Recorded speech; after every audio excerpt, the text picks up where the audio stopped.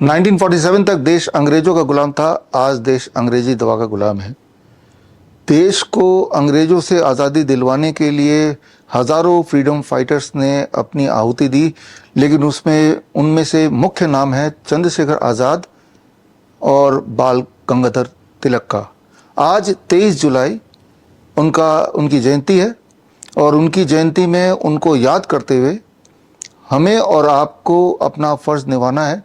देश को तो उन्होंने आज़ादी दिला दी 1947 में, लेकिन अब समय आ गया है कि अंग्रेज़ों के गुलामी के बाद अंग्रेजी दवाई के गुलामी से हमें आज़ाद होना है। और इसी श्रृंखला में टू टेक दिस फॉरवर्ड आज मैं लॉन्च करूंगा मेरी अगली किताब का नाम है if you are the first responder, 2 भाषाओं में, इंग्लिश और हिंदी में। और साथ में ही एक खास टेक्निक सीखेंगे, that is the last breath. आप में से वो लोग जो मुझे काफ़ी समय से जानते हैं उन्हें पता है DIP diet, GRAD system, 3 step flu diet, zero volt therapy, ऐसे बहुत सारे टेक्निक्स जो मैंने इंट्रोड्यूस किए जिसके माध्यम से बहुत सारी बीमारियों को आपने ठीक किया। इसी श्रृंखला में आज एक बहुत ही महत्वपूर्ण बट कॉम्प्लेक्स टेक्निक आप सीखने जा रहे हैं, द लास्ट ब्रेथ। और इस टेक्निक को आप तक पहुंचाने के लिए मुझे ये 2 जो आप देख रहे हैं राजा, emperor with new clothes and emperor with no clothes, इनकी मदद मैं लूंगा। और साथ ही में 2 और कैरेक्टर हैं, कालिया और सांबा, शोले के प्रसिद्ध कलाकार मैकमोहन एंड बीजू खोटे। ये जो आप तस्वीर देख रहे हैं ये 2007 की है। 2006 में मैंने गिनीज वर्ल्ड रिकॉर्ड बनाया था जो 2008 में आया था दुनिया में सबसे तेज मेमोरी के लिए। इस किताब में अगर आप पेज 84 में देखें तो मेरा नाम है for being the fastest to memorise. तो उस वक्त मुझे लगा क्यों ना ये टेक्निक छोटे बच्चों को सिखाया जाए और वो आसानी से सीख पाए, इसलिए एज ए कैरेक्टर मैंने कालिया और सांबा को यूज़ किया ताकि उसके बहाने उस कैरेक्टर को इमेजिन करके बड़े बड़े चीज़ों को कैसे याद करना है, उसके लिए एक किताब उस वक्त लॉन्च की थी, तेरा क्या होगा कालिया। लेकिन आज फिर उस वक्त मुझे पता नहीं था कि इन्हीं दोनों कैरेक्टर का मुझे इस्तेमाल करना पड़ेगा। लेकिन इस बार जो इस्तेमाल करूँगा मैं इन दोनों कलाकारों का, उसका मकसद कुछ और है। मकसद है उन्हीं छोटे बच्चों को, यानी कि स्पेशली 9 साल से 14 साल के बच्चों को किसी न किसी षड्यंत्र से बचाना। एक ऐसा षड्यंत्र जो इस वक्त चल रहा है जबकि आप ये लेक्चर देख रहे हैं। तो खैर ये 2 कैरेक्टर के अलावा यहाँ पे 2 अजीबोगरीब चीज़ें हैं मेरे पास जिसका इस्तेमाल हम करेंगे और इनके इस्तेमाल से द लास्ट ब्रेथ के कुछ टेक्निक्स हम जानने की कोशिश करेंगे। और इसके अलावा मैं अभी सबसे पहले इंट्रोड्यूस करूँगा 2 खास मेहमान, 2 खास पेशेंट के study, heart patient and cancer patient. अब देखिए ये कैंसर पेशेंट का प्रोफाइल है जिनको डॉक्टरों ने बोन मैरो ट्रांसप्लांट के लिए बोल दिया था, जिंदगी भर कीमोथेरेपी रेडिएशन पे रहने के लिए बोल दिया था। इन्होंने किस तरह से अपना पीछा छुड़वाया इस तरह के षड्यंत्र से और किस तरह से अपने आप को पूरी तरह ठीक किया। ठीक हुए भी इनको 5-6 साल हो गए हैं और इनकी कहानी हम सुनेंगे। और इसके अलावा एक और पेशेंट है वृंदा अरोड़ा, 15 साल की, जिसको बोल दिया गया था कि हार्ट ट्रांसप्लांट करो नहीं तो बच्चा मारा जाएगा, ऐसा उनके पेरेंट्स को बोल दिया गया था।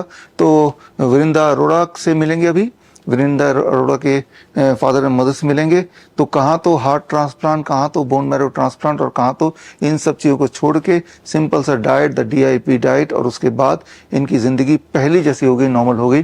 तो वो कहानी से कुछ इंस्पिरेशन लेंगे और ये भी जानने की कोशिश करेंगे किस तरह से साइंस, कॉमर्स एंड कंस्पिरेसी के बीच हम लोग ट्रैप्ड हैं, अंग्रेजी दवा के गुलाम हैं।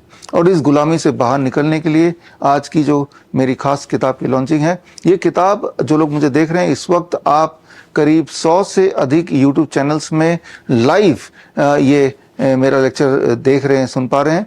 और जो लोग लाइव यहाँ पे देख रहे हैं, सुन रहे हैं, उनके लिए ये किताब अवेलेबल है फ्री डाउनलोड के लिए bishrup.com/RAK में, हिंदी और इंग्लिश 2 भाषाओं में। और दुनिया भर के जितने सारे ऑनलाइन स्टोर है उसमें तो मिल ही रहा है, बिक ही रहा है, बट फ्री डाउनलोड आप मेरे वेबसाइट से इसको कर सकते हैं। और इसको पढ़ने के बाद आपको पता चल जाएगा कि दुनिया के बड़े से बड़े मेडिकल इमरजेंसी में भी आप घर के रखे हुए मामूली चीज़ों से अपना इलाज कर सकते हैं, अपने आप को पूरी तरह ना केवल ठीक कर सकते हैं बल्कि जो उम्मीद आप हॉस्पिटल में करते हैं कि वहाँ जाके जो सहूलियत मिलेगी उससे कई गुना ज़्यादा बेटर आप हो सकते हैं। तो फिलहाल पहले मैं आपको मिलवाता हूँ दो खास पेशेंट केस स्टडी से, और सबसे पहले मैं बुलाता हूँ मिस्टर वली को। आप थोड़ा अपने बारे में बताइए कि आपका एक बैकग्राउंड कहाँ से है। और मैं झारखंड रांची के करीब रहता हूँ, रामगढ़ मेरा डिस्ट्रिक्ट है। मैं कोल इंडिया में सर्विस करता था और 2012 फरवरी में रिटायर कर गया। मैं माइनिंग में था, अंडरग्राउंड में सर्विस करता था और उसके बाद अपना रिटायरमेंट लाइफ गुजार रहा था। मेरी ओल्ड मदर थी, वो बीमार चल रही थी, उन्हीं की सेवा में लगा हुआ था। तो 2016 में उनका जो है यहाँ फ्रैक्चर हो गया था, पैर में जांघ के पास जो है वो फ्रैक्चर हो गया। तो हम उनको इलाज में लगे हुए थे। इस इन द मीन टाइम मेरे आँख में जो है स्वेलिंग हो गया, लेफ्ट साइड आँख में स्वेलिंग हो गया। तो लोगों ने कहा कि आप आँख के डॉक्टर से दिखाइए, कुछ प्रॉब्लम है लगता है। तो हम बोले ना, ऐसा कुछ प्रॉब्लम तो नहीं है, सिर्फ स्वेलिंग है। हमको लगता है कि रात में जो सोते हैं पंखा के नीचे, उसकी वजह से ठंडक लग जाना है, इसकी वजह से स्वेलिंग हो रहा है। क्योंकि कहीं पेन वगैरह था नहीं, इसलिए हम उसको इग्नोर कर रहे थे। लेकिन साइड में जो है यहाँ पर चीन में थोड़ा थोड़ा ग्लैंड्स हो गया था, नेक में भी इधर हुआ था, थोड़ा थोड़ा छोटा छोटा सिस्ट टाइप का था। तो उसमें हम बेलाडोना यूज करते थे, उसको लगाते थे तो सबसाइड कर जाता था। तो ऐसे ही चल रहा था। तो जब माँ का जो कुल्ले की हड्डी टूट गई तो उसको जो है दिखाने के ऑर्थोपेडिक्स रांची में एक एक्सपर्ट थे, उनके पास ले गए। मेरा लड़का भी साथ में था।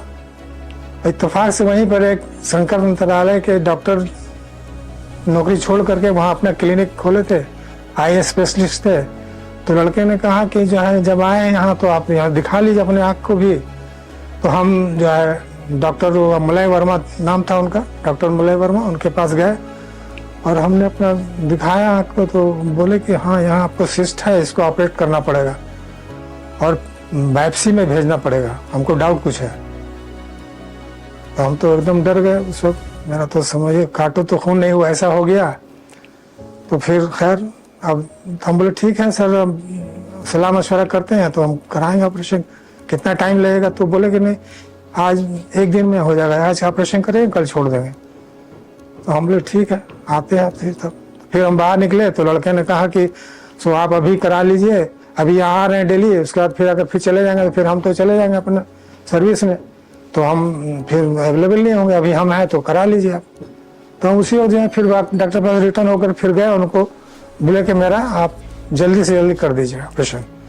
तो उन्होंने कल का ही डेट दे दिया और इसके बाद ब्लड टेस्ट वगैरह सब लिख दिया और ब्लड टेस्ट वगैरह कराने के बाद दूसरे दिन डेट दे दिए और उसके बाद ऑपरेशन हो गया। और वेरी नेक्स्ट डे जो है उन्होंने छोड़ भी दिया।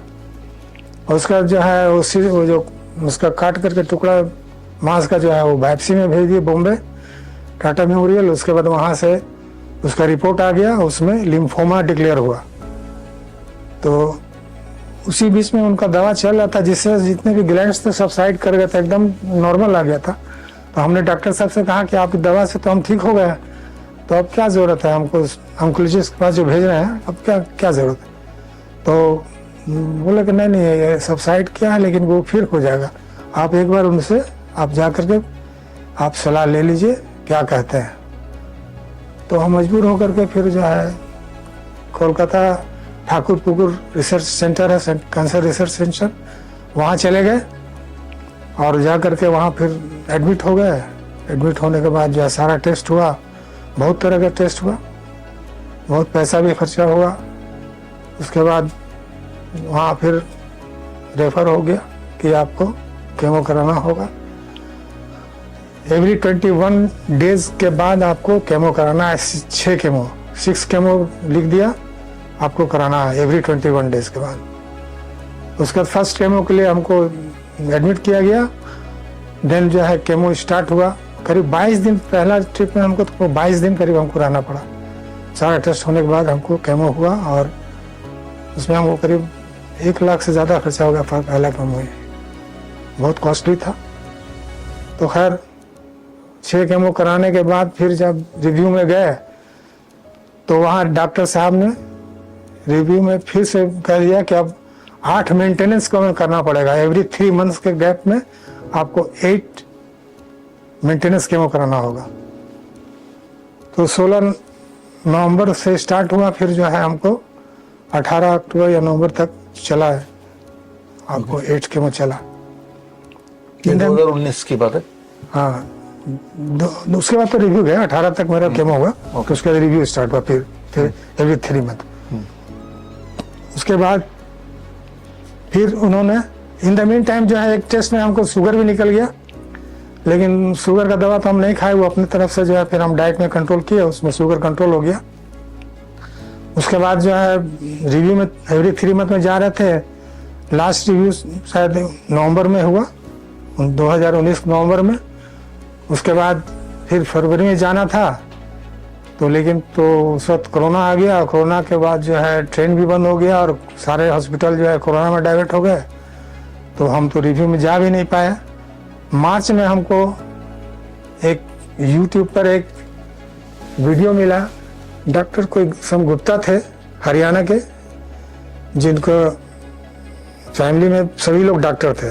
उनके मिसेज भी डॉक्टर थे, उनके बेटा भी, बेटी, दामाद सभी डॉक्टर थे। उनका अपना शायद हॉस्पिटल भी था, क्लिनिक था, डॉक्टर हरीश जी। तो उनका हमने वीडियो देखा। वो बोले कि 42 साल में उनको शुगर हुआ, उसके बाद ब्लड प्रेशर हुआ, उसके हार्ट का बाईपास सर्जरी हुआ, उसका कैंसर भी हुआ, सारे का दवा चलते चलते वो बोले कि हमको एक दिन में 2000 रुपये का दवा खाते रहे। इन द मीन टाइम वो सुसाइडल मूड में आ गए। वो बोले कि अब हमको जिंदा नहीं रहना है, क्योंकि वो खुद डॉक्टर थे, उस दवा का साइड इफेक्ट जानते थे और वो सोचे थे जिंदगी से अच्छा है मर जाना। यही सोच के वो घर से निकले तो उनको एक फ्रेंड मिल गया जिनका वो हालचाल पूछे, तो बोले कि यार ऐसी सी बात, हम तो बचेंगे नहीं। तो बोले कि ठीक है, तुम एक दिन ठहर जाओ, कल हमसे भेंट करो, उसके बाद हम तुम जो करना कर लेना। तो खैर एक दिन रुक गए। उसका तो दूसरे दिन जब मुलाकात हुआ तो उनको एक किताब दिए डॉक्टर BRC का 72 आवर्स। बोले इसको तुम पढ़ लो, इसके बाद तुमको जो करना है कर लेना। तो वो किताब ले गए। उसके बाद जो है रात भर किताब पढ़े। उसके बाद अपने फैमिली में सबको डिस्कस किए। बोले जब इतना आप सब कर रहे हैं तो इसको भी आप देख लीजिए, डॉक्टर साहब से कांटेक्ट करिए, देखिए क्या होता है। तो आपसे शायद कांटेक्ट हुआ। उसके बाद जो है वो इस डाइट पर आ गए और डाइट पर आने के बाद वो ना फुली क्योर होकर के एकदम हेल्दी हो गए। 42 ईयर्स में वो बीमार हुए थे और 63 ईयर्स में वो ये अपना स्टेटमेंट दे रहे थे। अब बोल रहे थे कि अब एकदम फाइनल एंड फिट है, हम कोई बीमारी कोई दवा नहीं मैं खा रहा हूँ। और ये पहले का स्टेटमेंट मेरा, पहले का जितने भी रिपोर्ट है और ये अभी का रिपोर्ट है, आप कभी भी आके देख सकते हैं। वो पूरा पब्लिकली उन्होंने अनाउंस किया कि आप मेरा हॉस्पिटल में आ जाइए, मेरा रिपोर्ट आप देख सकते हैं, हम एकदम फिट है। तो ये देख करके हमको भी बहुत कॉन्फिडेंट आया कि लगता है कि हमको भी जो खोज रहे थे मिल गया। और मैंने उसी दिन से डाइट चालू किया और डॉक्टर साहब का जो कोर्स था 3 महीने का, मैंने उसको 3.5 महीना तक एकदम पंक्चुअली किया। और उसके बाद फिर 10-15 दिन के बाद मैंने 37 डेज विदाउट मिल, फल और सलाद पर ही 37 डेज चलाया। उसके बाद ऐसे हमको 2 हफ्ता चला रहा था, लेकिन 3 हफ्ता चला रहा था, लेकिन जो है वो मैंने चल गया 37 डेज। जिस दिन से बंद करना था भूल जाते थे, उसको आगे बढ़ गया, 37 डेज चला गया। तो उसके बाद जो है आपको 2019 नवंबर से कभी भी कोई भी बीमारी हुआ, बुखार हुआ, सर्दी खांसी कुछ भी हुआ, हमने आज तक कोई दवा नहीं खाया, कोई रिव्यू में नहीं गया, कोई टेस्ट नहीं कराया। डॉक्टर साहब ने कहा था कि जब तक आपका शरीर आपका ना बोले कि आपको कुछ हुआ है तब तक आप कोई टेस्ट ना कराया। और उसको मैं फॉलो कर रहा हूँ कि मैंने आज तक कोई टेस्ट भी नहीं कराया, ना ब्लड टेस्ट, ना कुछ नहीं कराया, और ना होम्योपैथिक, ना आयुर्वेदिक, ना एलोपैथिक कोई दवा नहीं खाया आज तक। इवन कि मैं गिर गया था तो ये मेरा क्रैक कर गया था, तो डॉक्टर साहब ने जो है दवा लिख दिया था आपको टॉनिक लिख दिया था और पेन किलर वगैरह लिख दिया था, लेकिन उस भी नहीं खाया, सिर्फ बैंडेज जो है कर दिया, उसी में जो है मेरा ठीक हो गया और कोई दवा नहीं खाया। आज तक मैं कोई दवा नहीं, विदाउट एनी पिल्स जो है मैं अपनी ज़िंदगी गुजार रहा हूँ, सिर्फ डॉक्टर BRC के भरोसे। तो ये बड़ी इंटरेस्टिंग स्टोरी जो आपने अभी देखी। तो जिस तरह से डॉक्टर हरीश का वीडियो आपने देखा और वो देखने से आप इंस्पायर हुए और आपने CCAP का हमारा कोर्स किया और आपने सारा समझा और खुद ब खुद मैं पहली बार ही मिल रहा हूँ आपसे, है ना, आप पहली बार मुझसे मिल रहे हैं। यानी कि ठीक होने के लिए मुझसे मिलना या मेरे हॉस्पिटल, हिम्स हॉस्पिटल जाना, वो कोई इंपॉर्टेंट नहीं है। जी। आपको खुद ही अपना डॉक्टर बनना पड़ेगा, जैसे वली जी ने बताया। और 74 की उम्र होते हुए भी, और कैंसर से तो लड़ने की बात नहीं बोलूंगा, मैं बोलूंगा कैंसर के षड्यंत्र से इन्होंने लड़ाई की और कीमोथेरेपी जो इनका लगातार चलना था, इनके लिए कोरोना आना या कोरोना का षड्यंत्र का आना इनके लिए एक लकी रहा कि इस बहाने आप हॉस्पिटल नहीं जाए, उससे ऑटोमेटिकली दूर हो पाए मजबूरी से। और फिर आपने ढूंढना शुरू किया और आपने DIP डाइट लिया। तो एक तरफ जीवन भर लगातार कीमोथेरेपी कराते रहना, उस ट्रैप में फंसे रहना, दूसरी तरफ घर पे DIP डाइट करके पूरी तरह स्वस्थ होना। तो आपने दूसरी तरफ को चुना क्योंकि पहले वाला तरफ बाई चांस उस वक्त बंद हो गया था, नहीं तो उसी ट्रैप में फंसे रहते। तो जो लोग मुझे सुन रहे हैं, तो आपको अगर कैंसर पेशेंट हैं और अगर ऐसी कोई समस्या है, तो मैं आपको बता दूं कि cancer is not a big disease. लेकिन कैंसर में जब आप कीमोथेरेपी कराते हैं, सबसे पहले तो बायोप्सी कराते हैं, बायोप्सी एंड पेट स्कैन, तो वो नॉन ट्यूमरस सेल्स को ट्यूमरस सेल्स में कन्वर्ट कर देता है एंड कैंसर सेल में कन्वर्ट कर देता है। और तब शुरू होती है आपकी असली कैंसर पेशेंट वाली कहानी। तो पहले तो कैंसर क्रिएट करते हैं ये कैंसर इंडस्ट्री, फिर कीमोथेरेपी करके ये इंश्योर करते हैं कि कैंसर बना रहे और आप परेशान रहें। तो ये किताब है rabbit total model for cancer की, और ये दुनिया भर के अलग अलग प्लेटफॉर्म पे ये बिक रहा है, लेकिन हमारे वेबसाइट पे जो स्क्रीन पे आप देख रहे हैं, इस लिंक में जाके आप फ्रीली डाउनलोड कर सकते हैं। तो मतलब ये है कि कैंसर जो बहुत भयानक बीमारी ऐसा दिखाया जाता है, ट्रुथ ये है कि एक सिंपल सोल्यूशन है, be on DIP diet, the kind of diet जो वली जी ने बताया। इनके जो रिपोर्ट्स हैं पहले के, अभी तो कोई रिपोर्ट कराया नहीं इन्होंने, और फिजिकली आप इनको देख ही रहे हैं। और 24 आवर्स आपने ट्रेवल करके ट्रेन से यहाँ पहुंचे हैं, कल पहुंचे यहाँ पे हमारे फरीदाबाद के ऑफिस में, और जो इनके हेल्थ के बारे में अपने आप ही जिससे आपको अनुमान लग ही रहा होगा। और लेकिन पहले के जो रिपोर्ट्स वगैरह और जो डिटेल्स हैं, वो सारा कुछ आप जो लिंक आप देख रहे हैं स्क्रीन पे इस वक्त, उसमें आपको मिल जाएगा, जिससे आपको एहसास हो जाएगा कि जो आपको बताया जा रहा है कि कैंसर हो गया, कीमोथेरेपी कराना पड़ेगा, रेडिएशन करना पड़ेगा, मेंटेनेंस के लिए हर 3 महीने बाद ऐसे ही आपको बोला गया था आना पड़ेगा, जांच चलती रहेगी जीवन भर। ये एक, जैसे मैंने बोला, 1947 तक हम अंग्रेजों के गुलाम थे, अब हम अंग्रेजी दवा के गुलाम बनते जा रहे हैं। लेकिन उस गुलामी को वली जी ने तोड़ा, और न केवल तोड़ा, यहाँ तक आके अपनी कहानी आप तक शेयर किया ताकि आप भी इस गुलामी को तोड़ पाएं, अपने आप को आजाद कर पाएं। धन्यवाद वली जी। तो आपको अभी दोबारा हम स्टेज पे बुलाएंगे। Thank you. हम मिलने वाले हैं, हमारे दूसरे पेशेंट की कहानी तक पहुंच रहे हैं। ये वृंदा अरोड़ा की कहानी है, जिनको डॉक्टरों ने, PGI के डॉक्टरों ने हार्ट ट्रांसप्लांट की सलाह दे दी थी, लेकिन फिलहाल वृंदा से मिलेंगे हम थ्रू जूम, और उनके पेरेंट्स से मिलेंगे यहीं पे। प्लीज आइए, थोड़ा अपना इंट्रोडक्शन दीजिए। जी, मैं कुलदीप कुमार, शाहकोट डिस्ट्रिक्ट जलंधर, पंजाब से। जी, मेरे साथ मेरी वाइफ है, पत्नी है मेरी, किरण अरोड़ा। हमारी बच्ची को जून 2024 में पेट की इन्फेक्शन हुई, उसकी हमने मेडिसिन ली। मेडिसिन की वजह से इसकी प्रॉब्लम और बढ़ गई। फिर क्या हुआ, अब डॉक्टरों ने इसको बोला भी आप DMC हॉस्पिटल ले जाओ लुधियाना में, ज़्यादा मतलब थोड़ी इसकी पेशेंट खराब हो गई। वहाँ हम इसको DMC हॉस्पिटल लुधियाना में ले गए, और डॉक्टरों ने वहाँ इसको डायग्नोज किया कि इसको तो हार्ट की जो पंपिंग बहुत कम हो रही है, और इसको आप 4-5 दिन हम वहाँ पर रहे। इसकी क्यों आपको बड़े से हॉस्पिटल में जाइए, उन्होंने बोला श्री गंगाराम हॉस्पिटल, और जहाँ PGI में आप चले जाएं, वहाँ जाके आप बच्ची को डायग्नोज कराए। तो मैं तो डॉक्टर BRC को पिछले 3 साल से फॉलो करता हूँ। तो मैंने तो अपनी वाइफ से भी सलाह की, चलो, फिर भी इन्होंने बोला भी एक बार हम चलो PGI में जाके व्यू ले ले। वैसे हमारा पहले मन हमने बना लिया था कि हम लुधियाना से ही वापस जाएंगे और डॉक्टर BRC की जो DIP डाइट है उसको फॉलो करेंगे, पर हम व्यू के चक्कर में PGI चले गए। जैसे डॉक्टरों ने, वो डीएमसी के हॉस्पिटल वाले डॉक्टरों ने ना हमें डरा बहुत दिया था कि पता नहीं आपकी बच्ची बचेगी कि नहीं बचेगी, इतना उन्होंने हमें डरा दिया था। इसलिए हम डर की वजह से हम वहाँ चले गए। पीजीआई में हम 4-5 दिन वहाँ रहे। वहाँ भी उन्होंने, जो उनके डॉक्टर थे, उन्होंने सारा ट्रीटमेंट ही इसके इतने टेस्ट कर दिए, हमारी बच्ची के इतने टेस्ट कर दिए जो तो मतलब पहले से भी ज़्यादा कमज़ोर हो गई। तो फिर उन्होंने यही बोला कि इसका एक ही हाल सोल्यूशन है, इसको हार्ट ट्रांसप्लांट ही कराना पड़ेगा। फिर मैंने अपनी वाइफ से सलाह की, हमने घर पे अपने माता पिता से बात की कि हम तो छुट्टी लेके घर वापस आ रहे हैं और डॉक्टर बीआरसी को फॉलो करेंगे, उनकी टीम से हमको पता था कैसे कांटेक्ट करना है इनसे, वो कांटेक्ट करेंगे, हम छुट्टी लेके घर आ रहे हैं। फिर परमात्मा का नाम लिया, मंदिर में माथा टेका और घर आ गए। डॉक्टर बीआरसी का जो ट्रीटमेंट था हमने शुरू कर दिया। 3 दिन लगे हमारी बच्ची को रिकवर होने में।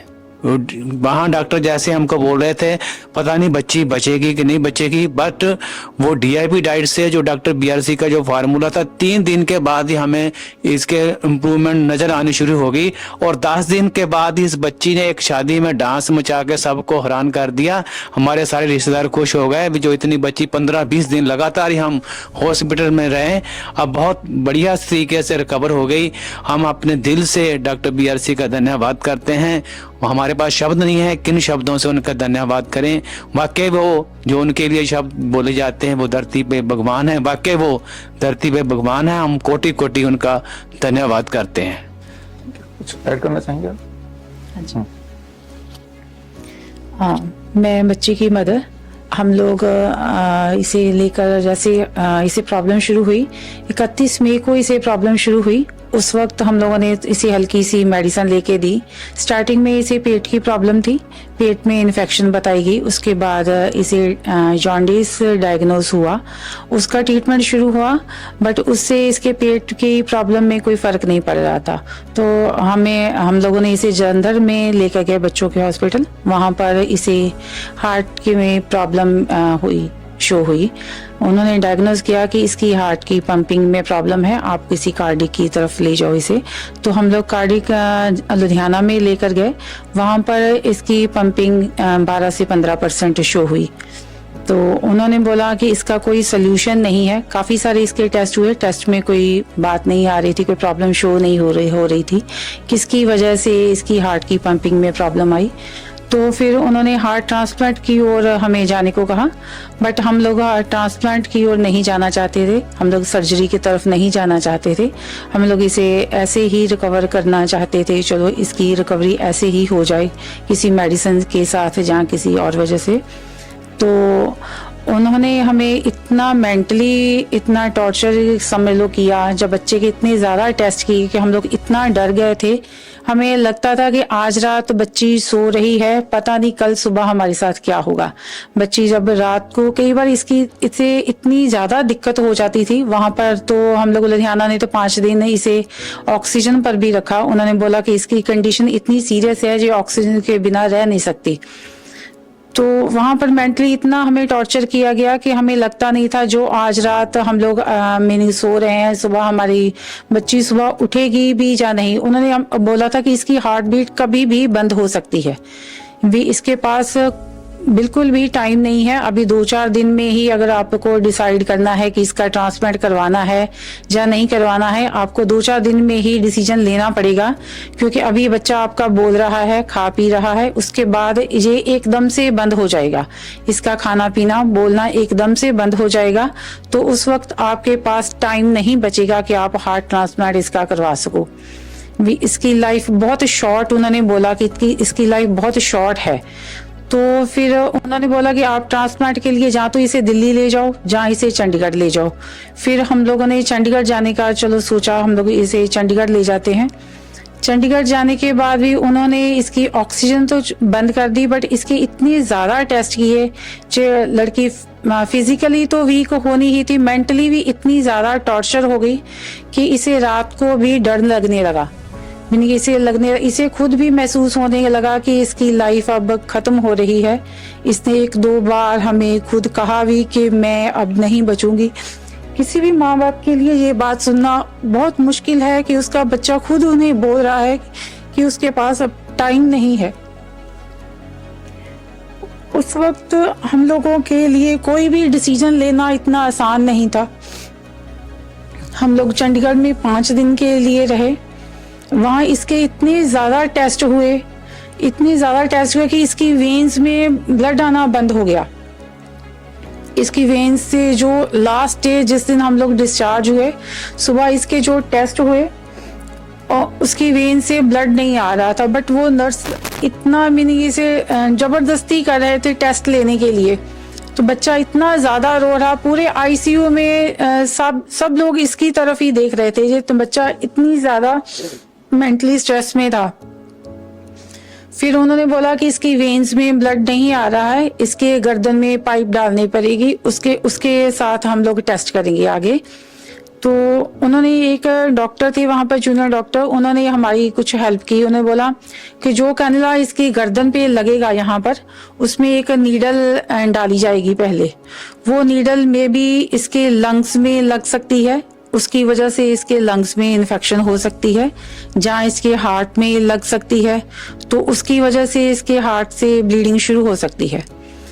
अगर इसके हार्ट से लगने की वजह से इसके हार्ट से ब्लीडिंग शुरू हो जाती तो हमारे पास कोई और सोल्यूशन नहीं रहता हार्ट ट्रांसप्लांट के सिवा, क्योंकि वहाँ पर भी उन्होंने हमें यही सलाह दी थी कि चंडीगढ़ में भी कि इसका सोल्यूशन सिर्फ हार्ट ट्रांसप्लांट ही है, उसके अलावा इसका मेडिसिन में कोई ट्रीटमेंट नहीं है, इसका ट्रीटमेंट नहीं हो सकता। आपके पास टाइम बहुत कम है, आप एकदम से डिसाइड करो कि आपको हार्ट ट्रांसप्लांट करवाना है या नहीं करवाना है। मीनिंग इसकी हार्ट बीट कंट्रोल में नहीं है। बट हम लोगों ने फिर ट्रांसप्लांट की ओर ना जाकर हम लोगों ने डॉक्टर BRC से कांटेक्ट किया। इन्होंने हमें श्योरिटी दी कि बच्चा 100% ठीक हो सकता है। हम लोग इनकी टीम को और इनको इतना धन्यवाद देते हैं कि इन्होंने हमारी बच्ची की जान बचाने में हमारी बहुत ज़्यादा हेल्प की है। उस वक्त हॉस्पिटल्स में ये होता है कि आप हमारा खर्चा जो था वो प्लस में जा रहा था, मीनिंग हमारा खर्चा तो हो ही रहा था, बच्ची की जो रिकवरी थी वो माइनस में जा रही थी। इसकी जो हेल्थ पहले से भी कमज़ोर होती जा रही थी, तो टेस्ट करने की वजह से इसकी हालत माइनस में जा रही थी, रिकवरी बिल्कुल ज़ीरो की वजह से, ज़ीरो से भी कम हो रही थी। तो फिर हम लोगों ने जैसे इनकी टीम से कांटेक्ट किया और हम लोगों ने खुद भी डिसाइड किया कि हम लोग अब यहाँ से छुट्टी लेकर डिस्चार्ज होकर घर जाएंगे और इनका ही ट्रीटमेंट फॉलो करेंगे। तो हम लोगों ने पूरा मन बनाकर बड़े मन से पूरा स्टैंड लेना किसी भी पेरेंट्स के लिए बहुत मुश्किल है कि उनका बच्चा हॉस्पिटलाइज हो और डॉक्टर उन्हें इतना डरा रहे हों। उस वक्त ये डिसीजन लेना किसी भी पेरेंट्स के लिए बहुत मुश्किल है कि हम लोग बच्चे को लेकर घर जा रहे हैं, क्योंकि उन्होंने बोला था कि बच्चा आपका घर तक भी नहीं पहुंच पाएगा, इसको घर जाते समय कोई भी दिक्कत हो सकती है, इसकी हार्ट भी रास्ते में ही बंद हो सकती है। बट फिर भी हम लोगों ने पूरा मन बनाकर इसे घर लेके गए और डॉक्टर BRC की टीम से कांटेक्ट में रहे। उन्होंने हमें काफ़ी सारी एक्सरसाइज बताई, ब्रीदिंग एक्सरसाइज, जिसकी वजह से इसकी हार्ट में सांस लेने में इसे आसानी होनी शुरू हो गई। जो इन्होंने हमें हॉट वाटर का ट्रीटमेंट दिया, वो ट्रीटमेंट हमने किया। इसके पॉइंट्स पैरों में जो प्रेस करने थे वो बताए गए, और जो इनका DIP डाइट चार्ट है वो पूरा का पूरा हम लोग फॉलो कर रहे हैं। और 3-4 दिन के बाद ही बच्चे ने हमारे ने रिकवर होना शुरू कर दिया। तो इसके मेंटल लेवल में सुधार हुआ। जो मेंटली जो पूरी तरह से टॉर्चर हो चुकी थी वहां पर बच्ची, जो पूरी तरह से पहले से नॉर्मल बच्चों की तरह बिहेव करने लगी, अब तो बिल्कुल ठीक है। और वहां से आए हुए तकरीबन 15 दिन हो चुके हैं हमें, बच्चा पूरी तरह से कवर हो चुका है हमारा। उसकी हेल्थ पहले से बहुत अच्छी हो चुकी है, खाना पीना उसका रेगुलर है, सांस लेने में उसे कोई दिक्कत नहीं है, चलने फिरने में उसे कोई दिक्कत नहीं है। हम लोगों ने उसे फंक्शन भी अटेंड कराया, पूरी तरह से वो नॉर्मल रही। इस बात के लिए हम डॉक्टर BRC का पूरे तहे दिल से धन्यवाद करते हैं कि उन्होंने हमारे बच्चे की जान के साथ साथ हमारी पूरी लाइफ ही चेंज कर दी है। क्योंकि किसी भी माँ बाप के लिए जो बहुत बड़ी बात होती है, उसके बच्चे को कुछ हो जाए तो हमारी तो पूरी की पूरी लाइफ, हमारी फैमिली की लाइफ ही स्पॉइल हो जाती, क्योंकि किसी की बच्चे की लाइफ के साथ ही माँ बाप की लाइफ जुड़ी होती है।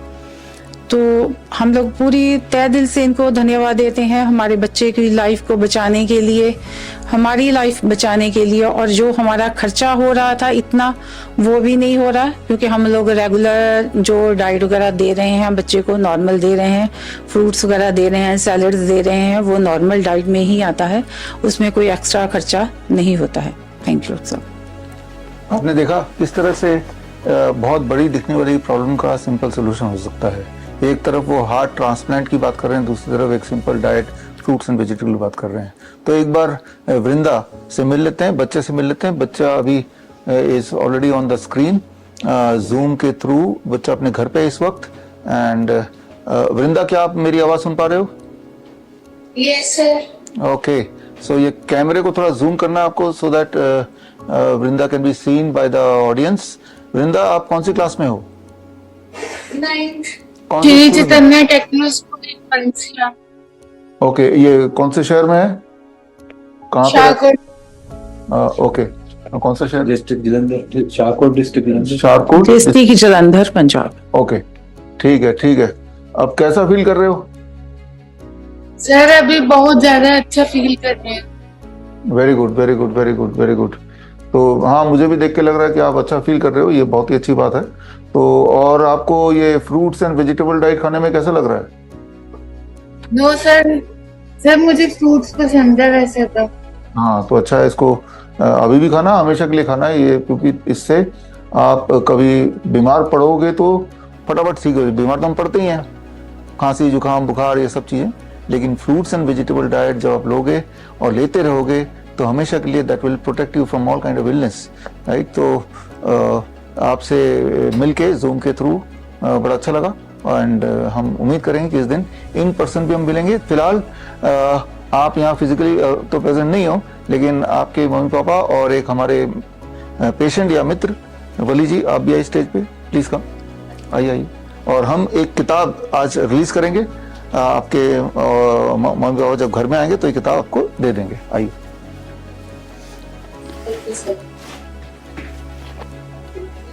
आज के दिन ये किताब रिलीज कर रहे हैं, क्योंकि इन्होंने मॉडर्न मॉडर्न मेडिसिन से या उनके षड्यंत्र को हरा के इन्होंने एक नया मिसाल तैयार किया। तो हमने सोचा कि इस नई किताब का जो लॉन्च है वो इन्हीं के हाथों हो।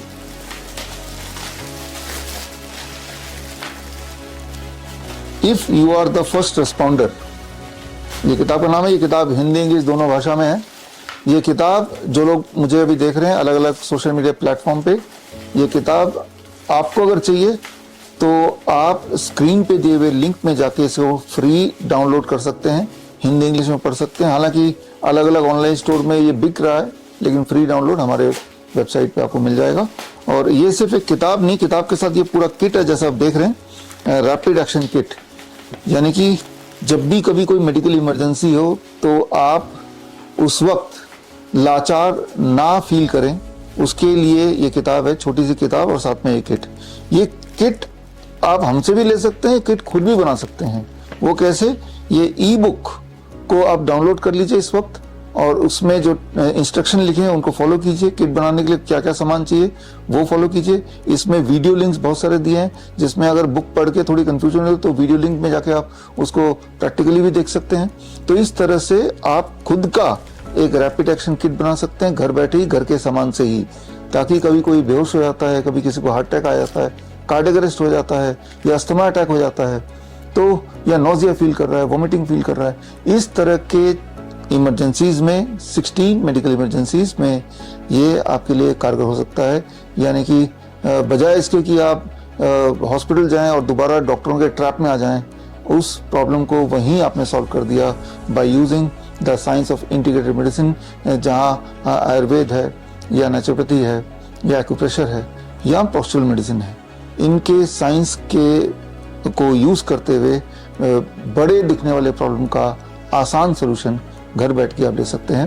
तो खैर, इस टॉपिक में थोड़ा और आगे बात करेंगे, और आप सब आए और आपको धन्यवाद। और आपके स्टोरी से आई एम श्योर कि लोग इंस्पायर होंगे, खास तौर पे जो अपने हार्ट की बात देखी, जो लोग मुझे सुन रहे हैं और वो अगर हार्ट पेशेंट हैं और इस तरह की स्टोरी से अपने आप को रिलेट करते हैं और वो भी ठीक होना चाहते हैं, तो कोई ज़रूरी नहीं कि इनकी तरह आप मुझसे कांटेक्ट करेंगे तभी आप ठीक होंगे।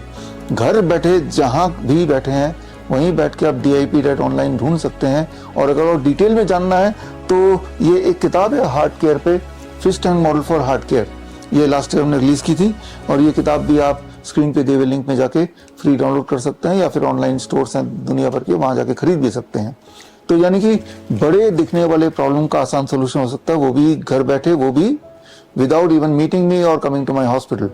इरादा ये है कि आप जल्दी ठीक हो जाएं और मुफ्त में ठीक हो जाएं। तो खैर आप सब आए, धन्यवाद, thank you, thank you, thank you. आपने अभी देखा, अभी जाना कि ये दोनों के दोनों पेशेंट, एक कैंसर पेशेंट एंड एक हार्ट पेशेंट, कैसे इन्होंने कीमोथेरेपी से जान छुड़ाई, बोन मैरो ट्रांसप्लांट से अपने आप को बचाया, या कैसे हार्ट ट्रांसप्लांट से बचाया और पूरी तरह नॉर्मल हुए by a simple DIP diet. एक ऐसा डाइट जिसको करने के लिए आपको मुझसे मिलने की जरूरत नहीं है, आप अपने घर बैठे ही कर सकते हैं, आसानी से कर सकते हैं। आई एम श्योर जो लोग मुझे सुन रहे हैं इनमें से काफ़ी लोग ऐसे होंगे जिन्होंने DIP डाइट का लाभ ऑलरेडी लिया है, अभी भी ले रहे हैं। ये दो जो मैंने केस स्टडी आपको दिखाया, जो मिलवाया, इनके सच्चाई को जानना अगर चाहते हैं गहराई से, तो स्क्रीन पे दिए हुए लिंक में जाके इनके सारे मेडिकल हिस्ट्री अलग अलग हॉस्पिटल के आप देख सकते हैं, जिससे आपको भरोसा हो जाएगा कि किस प्रकार का ये ट्रैप बनाया गया और कैसे ये ट्रैप से बाहर निकले। तो ट्रैप से बाहर निकला मतलब ये कि आपने अंग्रेजों से तो आज़ादी पा ली है, लेकिन अंग्रेजी दवाई का जो षड्यंत्र है उससे मुक्ति पाना मुश्किल है, उससे मुक्ति पाना ज़रूरी भी है।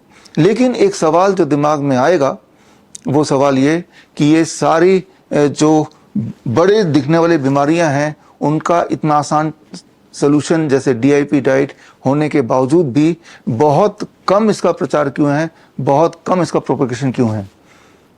जाहिर सी बात है, जो लोग मुझे सुन रहे हैं आप सब DIP डाइट या 3 step flu diet, 0 volt therapy, इन सब का प्रचार करते हैं, लेकिन that is very very small in comparison to the propaganda by the modern medicine. इस देश में या दुनिया के अलग अलग देशों में आपकी तरह मेरे कुछ मित्र हैं जो वही सोच रखते हैं जो सोच आप या मैं रखता हूं, और जो इस नेचुरल आसान प्रोटोकॉल को दुनिया तक पहुंचा रहे हैं। ऐसे ही एक नाम को आज मैं याद करना चाहूँगा आगे बढ़ने से पहले, और ये नाम है एंथनी कुप्पा। एंथनी कुप्पा जो मलेशिया के सिटीज़न हैं, या थे मैं बोलूँ, और ये DIP डाइट के फॉलोअर भी रहे हैं, और पिछले 10 वर्षों में मलेशिया में उसके आसपास के देशों में DIP डाइट का प्रचार करने में हमारी मदद की, और प्रोपेगेट करने में और दुनिया को बताने में कि बड़े दिखने वाले प्रॉब्लम का छोटा सोल्यूशन, आसान सोल्यूशन हो सकता है। यही उनका गोल बन गया था। दुख के साथ मुझे आपको बताना पड़ रहा है, इसी महीने 10 जुलाई को एंथनी कुप्पा की डेथ हो गई at the age of about 76, और मौत का कारण है एक्सीडेंटली पानी से में डूब जाना। और उसके बाद जैसा कि प्रथा चली आ रही है कि किसी की अगर डेथ हो जाती है तो उसको हॉस्पिटल फिर भी ले जाते हैं, जबकि पता है कि डेड बॉडी का हॉस्पिटल कुछ कर ही नहीं सकती, जिंदा आदमियों को भी कुछ नहीं कर सकती ज़्यादा कुछ, तो मरे आदमी को कैसे वो जिंदा करेगी या क्या फ़ायदा करेगी। लेकिन ये बाई प्रोटोकॉल है, एक प्रथा बनी हुई है कि डेड बॉडी है तो भी उसको हॉस्पिटल ले जाओ। और जब एंथनी कुप्पा जी को हॉस्पिटल ले जाया गया तो वहाँ पे डॉक्टर ने उन पे कोरोना टेस्ट किया और बोला एंथनी कुप्पा कोरोना पॉजिटिव हैं, हम इनकी बॉडी नहीं दे सकते। सो पहले ही दुख था, मातम था घर में, इनके परिवार में, लेकिन अब एक और दुख आ गया कि आखिरी दर्शन भी एंथनी कुप्पा का कोई नहीं कर पाया और ना ही कोई फ्यूनरल या अंतिम संस्कार हो पाया। तो ये एक सोचने वाली बात है कि एक डेड बॉडी कैसे कोरोना फैला सकता है। पहली बात तो कोरोना एक बहुत बड़ा झूठ है जो आपको पता ही है, और दूसरी बात, अगर कोई इन्फेक्शियस डिजीज है भी तो जब कोई इंसान ब्रीथ नहीं कर सकता, बोल नहीं सकता, तो इन्फेक्शन को वो फैला भी नहीं सकता। ये बात आपने क्लास 8 में पढ़ी है। एक छोटे से उदाहरण से मैं आपको समझाता हूँ। मान लीजिए पेन ड्राइव आपकी बॉडी है और इसके अंदर जितने डाटा स्टोर्ड है वो बॉडी के अंदर जो वायरस है वो है।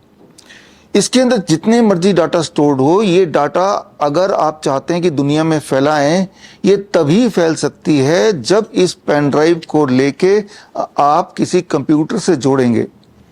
तभी इसके डेटा को आप कंप्यूटर के माध्यम से पूरे दुनिया में फैला सकते हैं।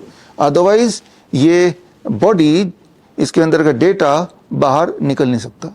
ठीक उसी तरह से आपके बॉडी में कितना भी वायरस बैक्टीरिया क्यों ना हो, ये अगर दुनिया तक पहुंचाना फैलाना है तो आपको भी अपने आप को कनेक्ट करना with life, breathing and mouth से बोलना। जब सांसें निकलेंगी, जब ब्रीदिंग होगा, इंसान जिंदा होगा, तभी अंदर की चीज़ें बाहर आ सकती हैं। अदरवाइज आपकी बॉडी अगर डेड है तो इस पेन ड्राइव की तरह है कि इसमें कितना मर्जी डेटा है वो दुनिया में विजिबल हो नहीं सकती। तो एक dead body is like a stone, और उससे कोई भी किसी तरह का इन्फेक्शन नहीं फैल सकता। अगर फैलने वाला इन्फेक्शन हो तो भी नहीं फैल सकता।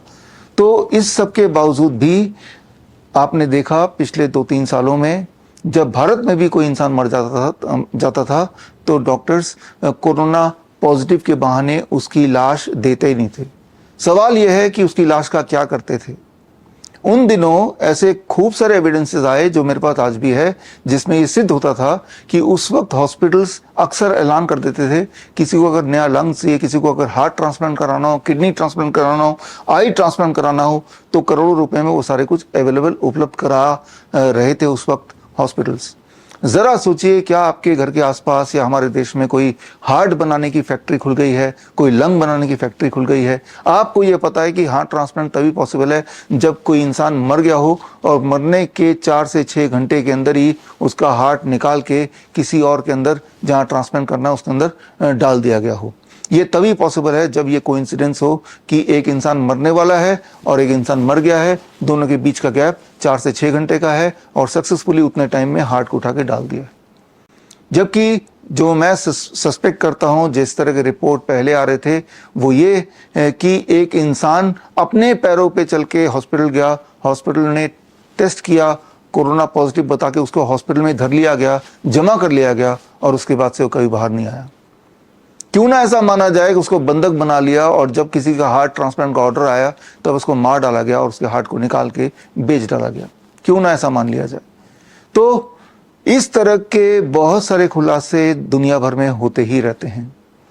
तो अब सवाल ये आता है, मैं अगर आपसे पूछता हूं, जो एक क्लियर कट सफेद झूठ है कि डेड बॉडी से इंफेक्शन फैल सकता है, इसीलिए डेड बॉडी को हमें जमा करना हॉस्पिटल में, किसी को उसको फ्यूनरल भी नहीं कर सकते, उसका अंतिम संस्कार नहीं कर सकते, उसको जला नहीं सकते। तो ऐसा जब भारत में हो रहा था, जबकि सबको पता ये सफेद झूठ है, लेकिन उसके बावजूद भी आप में से किसी ने आवाज क्यों नहीं उठाई? आपने ये ज्यादा आसान माना कि अपने अपनों को, अपने बच्चे या किसी के माता पिता को हॉस्पिटल में छोड़ के आ गए और भूल गए जिनको आप सबसे ज्यादा प्यार करते हैं, और आपने उस सफेद झूठ का साथ दिया कि कोरोना फैल जाएगा। ये जो एक मानसिक परिस्थिति है, ये क्या मानसिक परिस्थिति है? ऐसा कैसे हो पाया? इससे कैसे बचा जाए? क्योंकि इस तरह की परिस्थिति अब दोबारा आने वाली नहीं है, बल्कि आ चुकी है और इस वक्त ये अटैक कर रही है 9 से 14 साल के बच्चों में, खासतौर पे लड़कियों में। इस बात को मैं समझाऊंगा। पहले ये समझते हैं कि ये जो मानसिक स्थिति है जिसमें एक सफेद झूठ को भी हम विलिंगली एक्सेप्ट कर लेते हैं, आंख बंद कर लेते हैं, उसे सच मान लिया है, ऐसा ढोंग रचाते हैं, वो भी मास स्केल में। ये कैसे हो पाता है? ये कैसे हुआ हमारे देश में, देश दुनिया में? इसको समझना जरूरी है। अगर इसको नहीं समझेंगे तो कभी ना कभी ही हम दोबारा से इस तरह के ट्रैप में फंस जाएंगे, और जहां सवाल लाइफ एंड डेथ का हो, वहां पे इस तरह के जाल से बाहर निकलने की प्लानिंग, इस तरह के ट्रैप से बाहर निकलने की, इस तरह की गुलामी से बाहर निकलने की प्लानिंग हमें पहले से कर लेनी चाहिए। After all it is about your life and death. तो आपकी मानसिक स्थिति इस प्रकार की है कि एक सफेद झूठ को भी आपने एज्यूम कर लिया, आपने लोगों को यूं ही बता दिया कि हम इसको सच मान रहे हैं, जबकि आपका अंतरात्मा बताती है कि ये सच नहीं है। तो एक राजा की कहानी, it is called emperors new cloth, जो आज से 190 साल पहले लिखी गई थी, और उस कहानी से मैं आपको उदाहरण से समझाना चाहता हूं कि ये मानसिक परिस्थिति क्या है और इस मानसिक परिस्थिति से बाहर निकलने के लिए क्या करना पड़ेगा, और जो लोग इसके अंदर ट्रैप्ड हैं उन्हें कैसे पहचानें और अपनी बचाव कैसे करें। After all it is a matter of your life and death. तो इसको थोड़ा समझते हैं। समझने के लिए वो कहानी पे चलते हैं, और कहानी पे ये एक राजा की कहानी है। एक ऐसा राजा जिसका मुख्य शौक था अलग अलग कपड़े पहनना, नए कपड़े पहनना, और सिर्फ कपड़ों में उसका मन लगता था। रोज नए नए कपड़े पहनता था, महंगे महंगे कपड़ा पहनता था। पूरे उसके साम्राज्य को पता था कि राजा को सिर्फ एक चीज से प्यार है, वो है अपने कपड़े। और इसीलिए चापलूसी करने के लिए जब राजा नए नए कपड़े पहन के अपने दरबार में निकलता था तो सारे के सारे दरबारी यूं ही चाहे ना चाहे राजा की तारीफ करते थकते नहीं थे कि राजा जी, एम्पर जी, आप तो बहुत ही अच्छे लग रहे हैं, ये कितना अच्छा आप पे सूट कर रहा है, ये रंग बड़ा अच्छा है, ये कपड़ा बड़ा अच्छा है। ऐसा कभी हो नहीं सकता। इस तरह की जो तारीफें सुनने की राजा को आदत थी। बात दूर दूर तक फैलती गई कि एक ऐसा राजा है जिसको अपने कपड़े से बहुत ज्यादा प्यार है, नए कपड़ों से बहुत प्यार है, और पूरा ऑब्सेशन है, कपड़ों में ही वो खोया रहता है। और ये बात पता चली दो ठग को, जिसका नाम बोल सकते हैं कालिया और सांबा। उन्होंने एक प्लान बनाया, कालिया सांबा ने, और जाके वो राजा से मिले। राजा से मिलके एक सूटकेस लेके गए और बोला, राजा जी, मैंने सुना है कि आपको कपड़ों से बड़ा प्यार है, तो हम आए हैं आपके लिए दुनिया का सबसे स्पेशल कपड़ा लेके। और वो कपड़ा इस सूटकेस के अंदर है। और राजा ने इच्छा जताई कि भाई वो कपड़ा मुझे दिखाओ। तो कालिया और सांबा ये बोलने लगे कि ये इतना स्पेशल कपड़ा इतने स्पेशल मटेरियल से बना है, इसकी खासियत ये है कि दुनिया में इकलौता है, और खासियत ये कि ये कपड़ा उन्हीं को दिखाई देता है जो अपने पद के लिए, जिस पद पे वो बैठा है उसके लिए अगर वो सक्षम है और वो डिजर्व करता है वो पद, तभी उसको ये कपड़ा दिखाई देगा। जो बिल्कुल मूर्ख है, जो किसी लायक नहीं है, उसको ये कपड़ा दिखाई नहीं देगा। राजा को बड़ी इच्छा हुई कि दिखाओ, मुझे देखना है कपड़ा। और तभी कालिया ने कपड़ा बाहर निकालने का नाटक किया, और नाटक करके हाथ को ऊपर करके बोला कि राजा जी देखिए कितना सुंदर कपड़ा है, कि आपको कपड़ा दिख रहा है। और ऑब्वियसली राजा को कोई कपड़ा दिखा नहीं, लेकिन राजा के दिमाग में आया कि अगर मैं बोल दूं मुझे नहीं दिख रहा तो ये सोचेंगे कि मैं इस गद्दी के योग्य नहीं हूं, मैं एक बुद्धू इंसान हूं, तो मैं कभी किसी को नहीं पता नहीं चलने दूंगा कि मैं योग्य नहीं हूं, बुद्धू हूं मैं। तो वो राजा बोलता, अरे वाह कितना बढ़िया कपड़ा है, ऐसा कपड़ा मैंने पहले कभी नहीं देखा, ये तो दुनिया का सबसे बढ़िया कपड़ा है। तो कालिया और सांबा ने प्रपोजल रखा कि आप बोलें तो आपके लिए कपड़ा सिलवा दूं। तो राजा खुशी खुशी मान गए, और राजा ये बात सोच के भी खुश हो गए कि कालिया सांबा को पता नहीं चला कि राजा अयोग्य है और बुद्धू भी है। तो राजा को कालिया सांबा ने बोला कि मुझे तो इतने सारे सोने के सिक्के चाहिए। राजा ने सारी डिमांड पूरी की, और उन सोने के सिक्के से उन्होंने दिखाया कि हम यहीं पे एक वर्कशॉप लगाएंगे और एक फैक्ट्री लगा के आपके स्पेशल कपड़े को बनाएंगे। और उन्होंने एक छोटी सी फैक्ट्री लगाई राजमहल में ही, और दिन रात कालिया सांबा ये एक्टिंग करने लगे कि वो कोई कपड़ा बना रहे हैं, जबकि वो कपड़ा था ही नहीं, सिर्फ कपड़ा बनाने की एक्टिंग थी। और इस बीच राजा देखने आए कि कपड़ा कितना बन गया। तो सांबा ने बोला, देखो कपड़ा तो ऑलमोस्ट बन गया, कि देखिए कितना प्यारा लग रहा है कपड़ा। और राजा ने पहले ही ठान रखा था, मैं कभी नहीं बताऊंगा कि मुझे नहीं दिखाई दे रहा है। राजा ने बोला, वाह मुझे बड़ा अच्छा दिखाई दे रहा है। और पूरे जो दरबारी थे उनको भी इंतजार होने लगा कि एक इनविजिबल कपड़ा तैयार किया जा रहा है राजा के लिए, और ये इनविजिबल कपड़ा उन्हीं को नहीं दिखाई देगा जो बहुत मूर्ख होंगे, या अपने पद के लिए जो सक्षम नहीं होंगे, लायक नहीं होंगे, उनको नहीं दिखाई देगा, बाकी सबको दिखाई देगा। और ये बात उनके साम्राज्य में हर जगह फैल गई प्रोपेगेंडा मीडिया के तहत कि राजा एक ऐसा कपड़ा सिलवा रहे हैं जो मूर्खों को नहीं दिखेगा, जो बुद्धिमानों को दिखेगा, या ऐसे लोगों को नहीं दिखेगा जो अपने पद के लिए सूटेबल ना हो।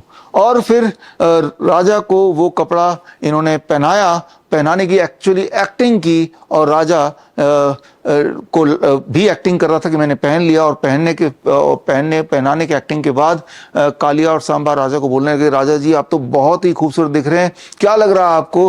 राजा ने अपने आप को शीशे में देखा, और फिर राजा ने देखा मैं तो नंगा खड़ा हूं, लेकिन राजा ने फिर एक्टिंग की, अरे ये तो बहुत अच्छा कपड़ा है, इससे अच्छा तो डिजाइन हो ही नहीं सकता, मुझे तो बड़ा अच्छा लग रहा है, कलर भी मुझे बड़ा सूट कर रहा है।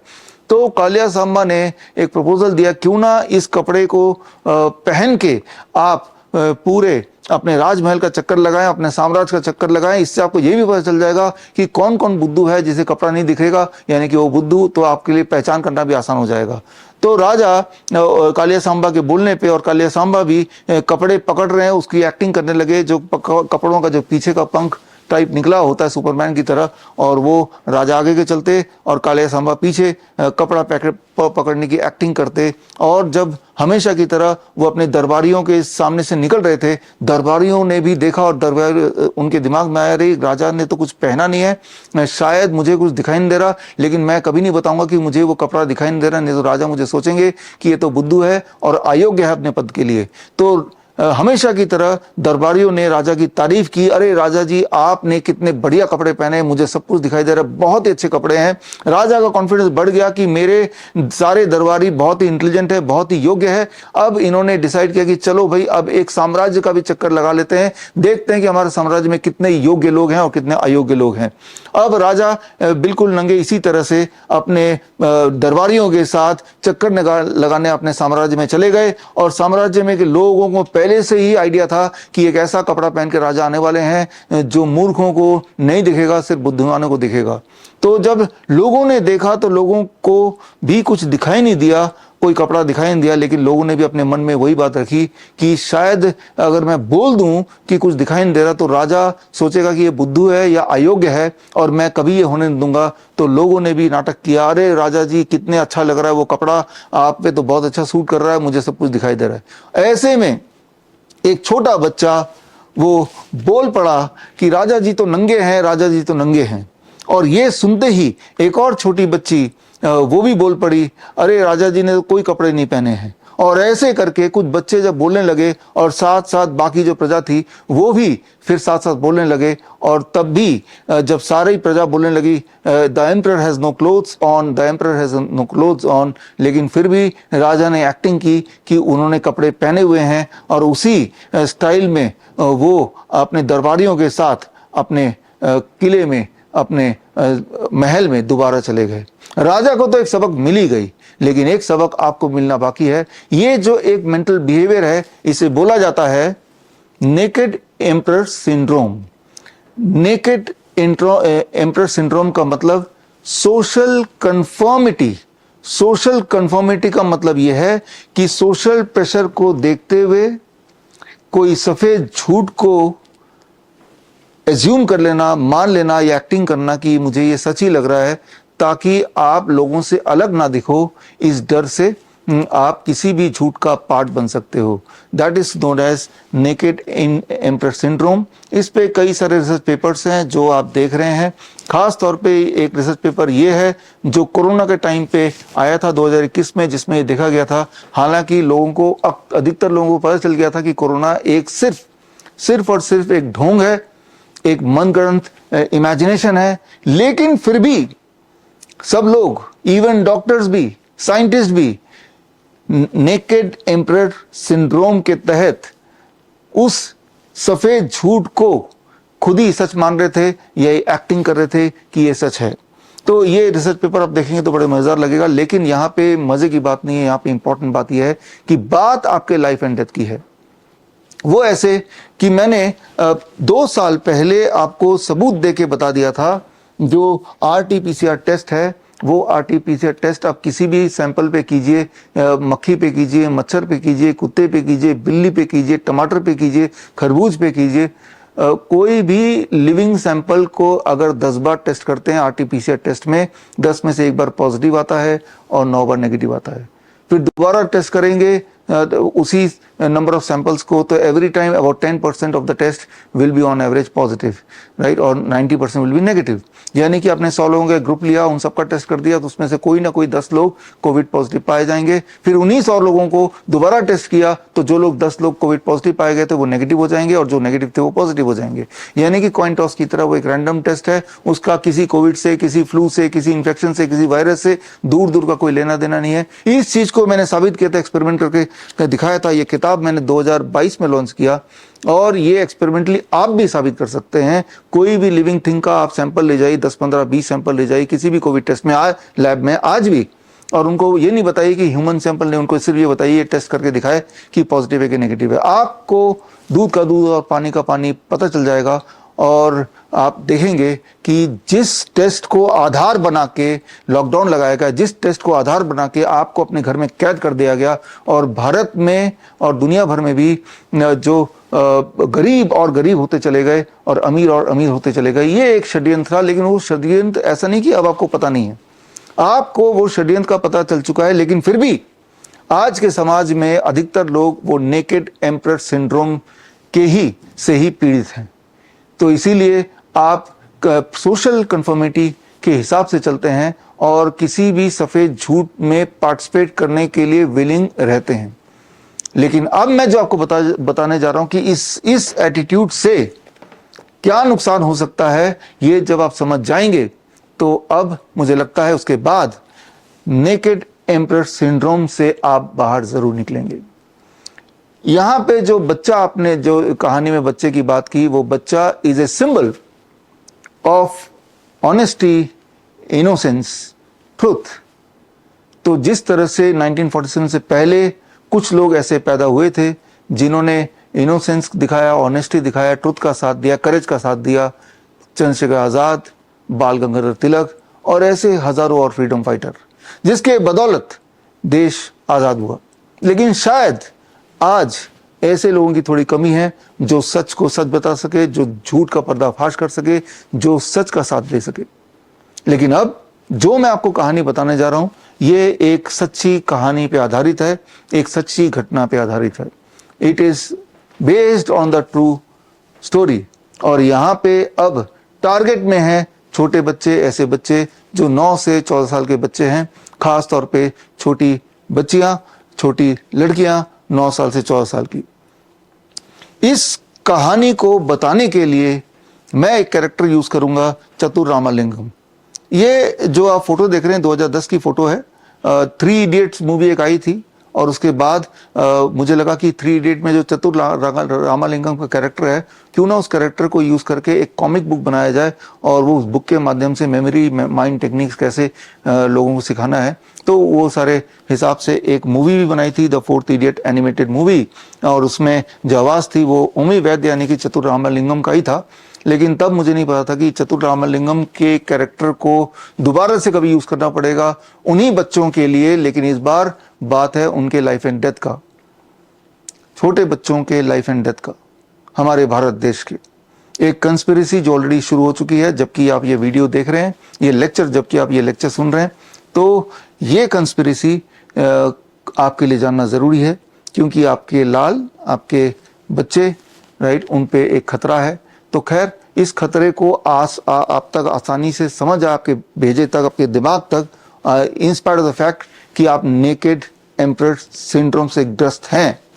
इसीलिए मुझे कुछ कैरेक्टर्स यूज करने पड़ रहे हैं ताकि उन कैरेक्टर के माध्यम से मुश्किल दिखने वाली चीजों को आसानी से आप समझ पाएं और दूध का दूध, पानी का पानी कर पाएं और उस छोटे बच्चे की तरह आप सच बोल पाएं और अपने बच्चों को बचा पाएं। तो जो कहानी मैं बता रहा हूं उसमें एक चतुर रामालिंगम का ट्विस्ट जरूर है, लेकिन कहानी सच्ची है, कहानी आपकी है, कहानी इस देश की है, देश के बच्चों की है। कहानी कुछ इस तरह से है कि एक खास तरह का टीका, इसका नाम है फॉरएवर ब्लैक हेयर टीका। एक टीका जो आपको लगाया जाएगा, छोटे बच्चों को लगाया जाएगा, 9 साल से 15 साल 14 साल के बीच के बच्चों को, खासतौर पे लड़कियों को, और ताकि आज से 20 साल बाद, 30 साल बाद, 40 साल बाद उनके सफेद बाल सफेद ना हो जाएं, वो काले ही रहें। यानी कि एक खास तरह का टीका, मेरे हाथ में वो टीका है, और ये टीका है, ये वाला आप टेस्ट ट्यूब सैंपल देख रहे हैं, और ये टीका लेके उनके माथे पे लगा देंगे, छोटा सा टीका, और 9 साल से 14 साल के बच्चों को लगाया जाएगा। और एक्सपेक्टेशन ये है कि जब वो बड़े हो जाएंगे तब उनके बाल सफ़ेद नहीं होंगे, वो काले ही रहेंगे। यानी कि फॉरएवर ब्लैक हेयर टीका, फॉरएवर ब्लैक हेयर टीका, FBH टीका। और उससे क्या होगा, उसका अंतिम रिजल्ट ये होगा जो कि प्रोपेगेट किया जा रहा है कि इससे बड़े होने के बाद उनके बाल, आज से 20 साल बाद उनके बाल सफेद नहीं होंगे, 30 साल बाद सफेद नहीं होंगे, वो काले रहेंगे अगर अभी ये टीका लगा दो तो। इंपॉर्टेंट बात यह है कि ये टीका पहले से ही लग रहा है भारत में, और करीब 2009 में आंध्र प्रदेश में, गुजरात में कुछ 23,000 ट्राइबल लड़कियों को ये टीका लगाया गया, 23,000। और अभी जबकि आप ये लेक्चर मेरा सुन रहे हैं, भारत में, पंजाब में, तमिलनाडु में, सिक्किम में, दिल्ली में, महाराष्ट्र में कम से कम 5 स्टेट्स में ये टीका मुफ्त में हजारों बच्चों को, लड़कियों को, 9 साल से 14 साल के बीच की लड़कियों को ये टीका ऑलरेडी लगाया जा रहा है राइट नाउ ऑल्सो, जबकि आप ये लेक्चर सुन रहे हैं। और यही नहीं, ये टीका पिछले 20 सालों में लगभग 50 करोड़ छोटे बच्चों को लगा दिया गया है। तो एक सवाल दिमाग में आना स्वाभाविक है, वो सवाल ये कि अगर 50 करोड़ बच्चों को लगा दिया गया है, पिछले 20 साल से लगा ही रहे हैं, तो क्या उन बच्चों में 20 साल के बाद आज, जो कि उस वक्त अगर मान लो 10 साल के थे तो आज 30 साल के होंगे, तो क्या अब उनके बाल सफ़ेद नहीं हो रहे हैं? तो रिजल्ट देखते हैं। इस तरह के बहुत सारे ट्रायल्स हुए हैं, ऑब्जर्वेशन स्टडी हुई हैं, रिजल्ट आपके सामने है, बट रिजल्ट तो बड़ा शॉकिंग है। और रिजल्ट ये कह रहा है कि बल्कि जिन लोगों ने ये टीका लगाया उनमें 44.6% सफ़ेद बाल होने के चांसेस और बढ़ गए हैं, उल्टा हो गया है। अब एक सवाल अगर आपके दिमाग में आता है कि ये टीका लगाया जिन लोगों ने पिछले 20 सालों में, उनको कोई साइड इफेक्ट तो नहीं हुए? साइड इफेक्ट तो नहीं हुए, इसका जवाब बड़ा शॉकिंग है और जवाब सबूतों के साथ है। जवाब ये कि जिन लोगों ने लगाया, जिन बच्चों ने लगाया, 20 साल बाद पता चला कि उनमें 27% मिसकैरेज हो गया। यानी कि 100 में से 27% लड़कियां, राइट, बच्चे पैदा करने से पहले वो स्पॉन्टेनियस एबॉर्शन हो गया। आपको यहाँ पे समझना होगा, अगर हम यूएस की बात करें, डेनमार्क की बात करें, नॉर्मली वहाँ पे 9 से 10% स्पॉन्टेनियस एबॉर्शन होते हैं, मिसकैरेज होते हैं। लेकिन वो बच्चे जिन्होंने ये वाला टीका लगाया, उनमें जो मिसकैरेज का रेट है वो 10% की जगह 27.4% हो गया। यानी कि मिसकैरेज का रेट बढ़ गया। चाहे वो यूएस की बात करें, मिसकैरेज का रेट बढ़ गया, चाहे हम यूके की बात करें, तो इन सब देशों में, या डेनमार्क की बात करें, वो रेट बढ़ गया। लेकिन इसके अलावा इससे भयानक बात वो ये कि जिनके बच्चे पैदा भी हुए उनमें बहुत सारे बर्थ डिफेक्ट देखे गए। और इसके अलावा तीसरी बात चौंका देने वाली वो ये कि अधिकतर जो इस तरह के टीका लगाने वाली लड़कियां थी वो बांझ बन गई, वो इनफर्टाइल हो गई और उनमें ऑटो इम्यून ओवरी डैमेज हो गया। यानी कि वो बच्चा पैदा करने में अब सक्षम है ही नहीं। और अगर आप डेटा की बात करें तो यूं मानिए कि ये है यूनाइटेड स्टेट्स का ग्राफ देख रहे हैं। यूनाइटेड स्टेट में करीब 2006 में ये टीका इंट्रोड्यूस किया था और जो 2006 के बाद से अगर आप ध्यान से देखें तो जो बर्थ रेट है देश का वो धीरे धीरे कम होता जा रहा है। और सेम इज इन यूके में 2008 में ये टीका इंट्रोड्यूस किया गया था और टीका इंट्रोड्यूस करने के बाद यूके का बर्थ रेट भी जो ऊपर जाना था वो नीचे जाने लगा। तो इससे ये क्लियर हो जाता है कि ये टीका ना तो बालों को काले रखने में मदद कर रहा है, उल्टा ये टीका लड़कियों में बांझपन ला रहा है, इनफर्टिलिटी ला रहा है और उनको हमेशा के लिए बांझ या इनफर्टाइल कर दे रहा है। तो ऐसा क्यों हो रहा है, इस बात को समझना चाहते हैं तो इस टीका में एक खास तरह का केमिकल मिला दिया गया है। वो केमिकल है बोरेक्स। बोरेक्स एक खास तरह का केमिकल है, ये अगर आपके बॉडी में चला जाता है तो आप इनफर्टाइल बन सकते हैं। ऐसा ये सारे रिसर्च पेपर है जो आप देख सकते हैं। अब सवाल ये आता है, जबकि ये टीका किसी काम का नहीं है और इससे बांझपन आ सकता है, पॉपुलेशन डीकंट्रोल हो सकता है, तो इस टीका को परमिशन एफडीए ने क्यों दी? इसके पीछे भी एक षड्यंत्र है, इसके पीछे भी एक चालाकी है। वो चालाकी आपको समझना होगा। चालाकी ये कि अगर मैं इसके उदाहरण से बताऊं कि जब भी कभी कोई नया दवा या नया टीका या नया कोई एक मेडिकल ट्रीटमेंट आता है तो तब लोगों तक पहुंचाने से पहले उनका ट्रायल होता है। ट्रायल में ये देखा जाता है कि क्या ये टीका प्रभावशाली है, नंबर 1। नंबर 2, क्या इसका कोई साइड इफेक्ट तो नहीं है। तो उसके लिए ट्रायल के लिए लोगों को इनवाइट किया जाता है कि कौन लोग ट्रायल में पार्टिसिपेट करना चाहते हैं, उनको बहुत पैसे देते हैं और ट्रायल में मान लो 1000 लोग पार्टिसिपेट करते हैं, उनमें से 500 लोगों को टीका दिया गया और 500 लोगों की टीका की जगह प्लेसेबो मतलब उसमें कुछ भी नहीं है, उसमें सिर्फ पानी है, वो दिया गया। और ना तो साइंटिस्ट को पता है ना इन्हीं लोगों को पता है कि हमें टीका मिला असली वाला या हमें प्लेसेबो मिला है। अब देखा जाता है कि भाई अगर 2 साल बाद हम देखते हैं कि कितने लोगों के बाल अभी भी काले हैं टीका ग्रुप में in comparison to placebo group. 2 साल बाद इनमें कोई साइड इफेक्ट है कि नहीं, और इनमें कोई साइड इफेक्ट है कि नहीं जिन्होंने कुछ नहीं लिया था। तो इस तरह से जब भी कभी दुनिया में कोई नई दवा आती है तो पहले उसका रैंडमाइज कंट्रोल ट्रायल होता है, और रैंडमाइज कंट्रोल ट्रायल में एक ग्रुप में तो वो दवा रखी जाती है और दूसरे ग्रुप में प्लेसेबो रखा जाता है। प्लेसेबो मतलब कि दवाई देने का ढोंग, यानी कि टैबलेट देना है तो टैबलेट ना देके वो सिर्फ एक चीनी का छोटा सा टैबलेट का आकार बन जाता है और वो खिला देते हैं। उसको बोलते हैं कि भाई ये तो टैबलेट, ये तो असली वाला टैबलेट है, ताकि ना तो साइंटिस्ट बायस्ड हो, ना जिन्होंने वो जो ट्रायल के हिस्से में जो पार्टिसिपेंट है वो बायस्ड हो, इसीलिए ये फॉर्मेट होता है। लेकिन चालाकी यहाँ पे की गई, जब FBH टीका को मंजूरी के लिए गए, यानी कि फॉरएवर ब्लैक हेयर टीका को, तब उन्होंने क्या किया, चालाकी करके प्लेसेबो वाले ग्रुप में प्लेसेबो ना डाल के उसमें एक नई चीज डाल दी, इसका नाम रखा फॉक्सीबो, राइट। तो ये जो ग्रुप है जो प्लेसेबो होना चाहिए था, इसके अंदर फॉक्सीबो डाल दिया। फॉक्सीबो का मतलब है कि इसमें कुछ ऐसे केमिकल डाल दिए जो केमिकल आपको नुकसान पहुंचाएंगे, ये पहले से क्लियर है। जैसे एल्युमिनियम डाल दिया, इसमें भी बोरेक्स डाल दिया, इस तरह के कुछ अंश डाल दिए। यानी कि अब जब ट्रायल हो रहा है वो ट्रायल हो रहा है बिटवीन द रियल FBH टीका and not the placebo and the फॉक्सीबो। और ट्रायल के अंत में ये बताया गया कि भाई देखो जी, इससे साइड इफेक्ट तो हो रहे हैं, करीब 50% जिन लोगों ने लिया उनमें साइड इफेक्ट हो गए, लेकिन इस ग्रुप में इससे भी ज्यादा साइड इफेक्ट है। इसका मतलब ये बड़ा अच्छा है।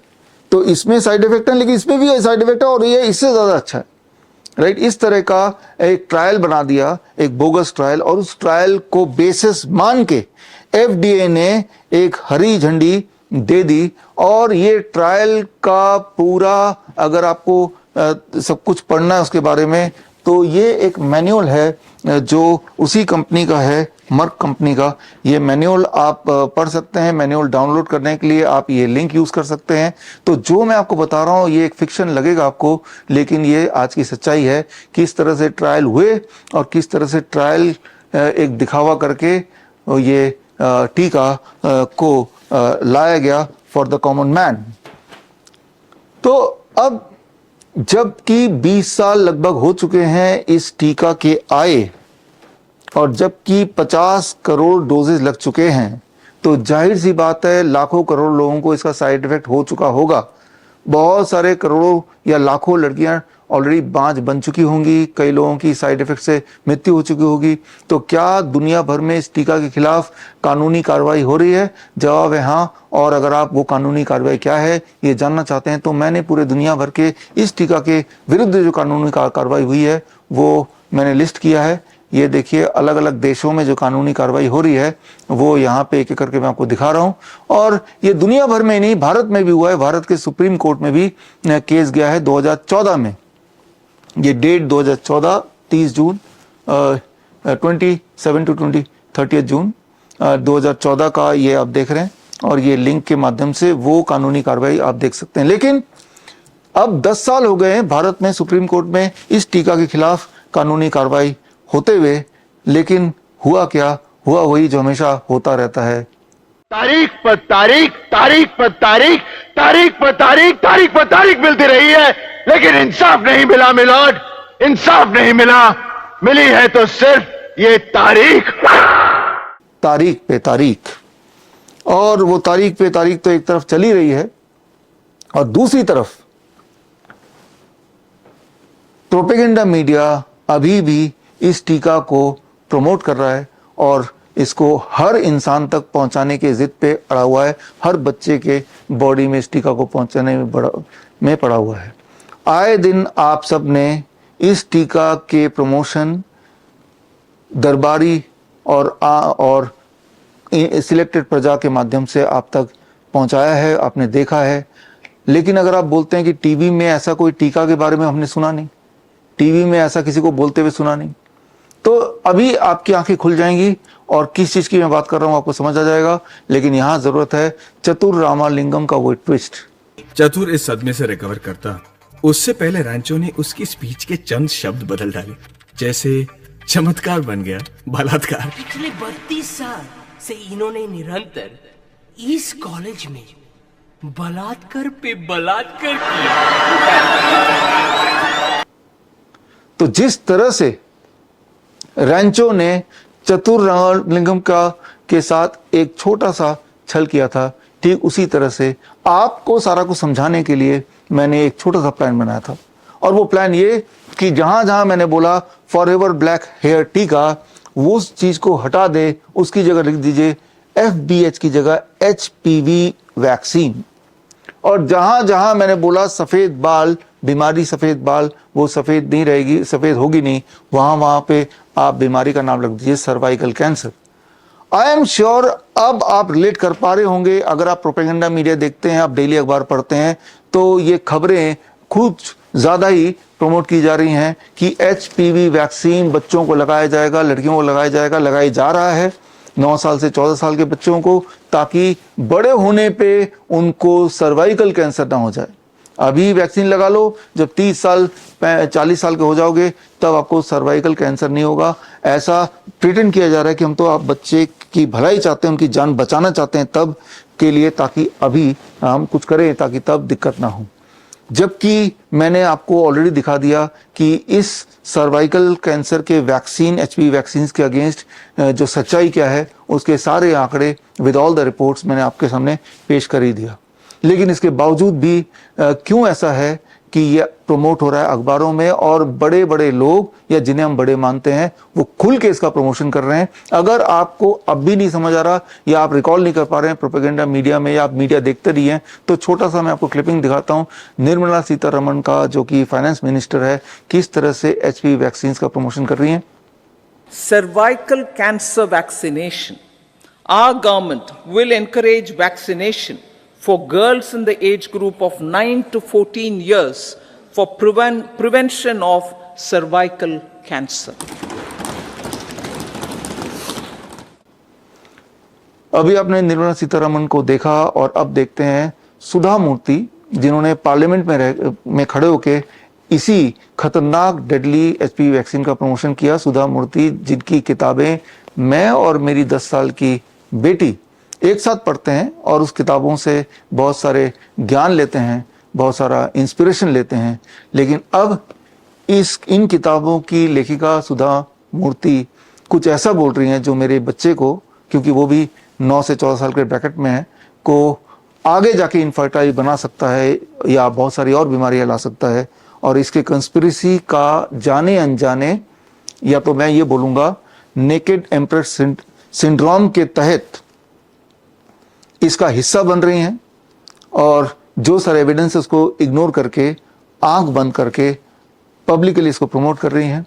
और इस चीज़ से आपको समझ आ गया होगा कि किस तरह से हमारे समाज में नेकेड एम्प्रेस सिंड्रोम जन जन के अंदर एक बीमारी की तरह घुस गया है। There is a vaccination which is given to women, girls between the age of 9 to 14, known as the cervical vaccination, which can, if the girls take that, it can be avoided. May I request that to the House that we should incorporate that vaccination for the benefit of our girls, because prevention is better than cure.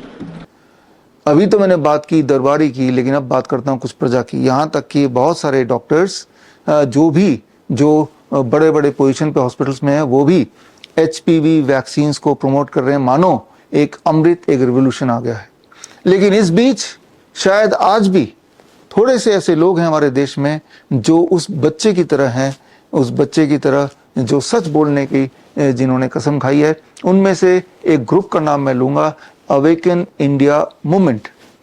तो उन्होंने जब ऐसे डॉक्टरों को HPV vaccine promote करते हुए देखा, तो उन्होंने इन्हीं में से कुछ डॉक्यूमेंट जो उन्होंने तैयार किए हुए थे डॉक्टरों को जब पेश किया कि इसके एविडेंस तो कुछ और कह रहे हैं, इसके एविडेंस तो ठीक उल्टा कह रहे हैं। तो देखिए, जब उन डॉक्टरों से कन्फ्रंट हुआ तो वो नेकेड एम्पर सिंड्रोम से ग्रस्त वो डॉक्टर जो HPV वैक्सीन प्रमोट कर रहे थे, तो तब उनका जवाब क्या होता है, जरा इस क्लिपिंग को देखिए। ये जो वीडियो आया था उसमें लिखा था कि हमारी बच्चियों को आगे जाके प्रेगनेंसी नहीं होगी, उनकी ओवरी फेल होगी. There is no association with ovarian failure documented in the study. Yeah, ma'am, I have a question. Here you have mentioned that it does not affect fertility in women, the HPV vaccine. So, whereas the Cervavax product insert itself is mentioning that no human studies have been done on fertility. Pregnancy or you're trying to be pregnant, the vaccine is not to be given. Lactating mothers, no data has been done. So when there has been no trials and no study at all on the fertility of women after the HPV vaccine, on what basis can it be safe and effective? Secondly, worldwide there has been a major compensation program, because after vaccination, HPV vaccine, there has been ovarian failure. It is a recorded major compensation has been given for ovarian failure after the HPV vaccine. And whereas this Cervavax product insert says there has been no testing, no studies. What you're saying about there are no longitudinal studies. No studies at all. That is because, for example, when you are, even with COVID, for example, there was so much thinking, does COVID cause menstrual problem? Does it cause problems in fertility? We don't know because we don't have that much data. So yes, there are not I would absolutely agree with you that we do not have studies. So we need to be a little objective and we have to look at the greater good, and overall you have to believe and understand the information properly and then move forward. No, but ma'am, agree. Belief is fine, but it has to be on data, because your claim said that it does not affect fertility. But there has been no studies at all on that. तो अब तक आपको ये समझ आ गया होगा कि किस तरह से अगर प्रजा में, दरबारियों में नेकेड एम्परर सिंड्रोम आ जाए तो किस तरह से वो समाज के लिए नुकसानदेह हो सकता है, जानलेवा हो सकता है, एक खतरा हो सकता है. तो खैर, टू कंक्लूड दिस, आपको सिर्फ ये करना है कि ये journal of royal society of medicine जो कि 2020 में आया था, इसमें जब से एचपीवी वैक्सीन लॉन्च हुआ तब से लेकर अभी तक का क्या रिजल्ट निकला वो इसमें रिसर्च रिपोर्ट है. इसे पढ़ लीजिए तो आपकी आंखें खुल जाएंगी, आपके रोंगटे खड़े हो जाएंगे और आपको उसकी सच्चाई पता करना भी, समझना भी आसान हो जाएगा.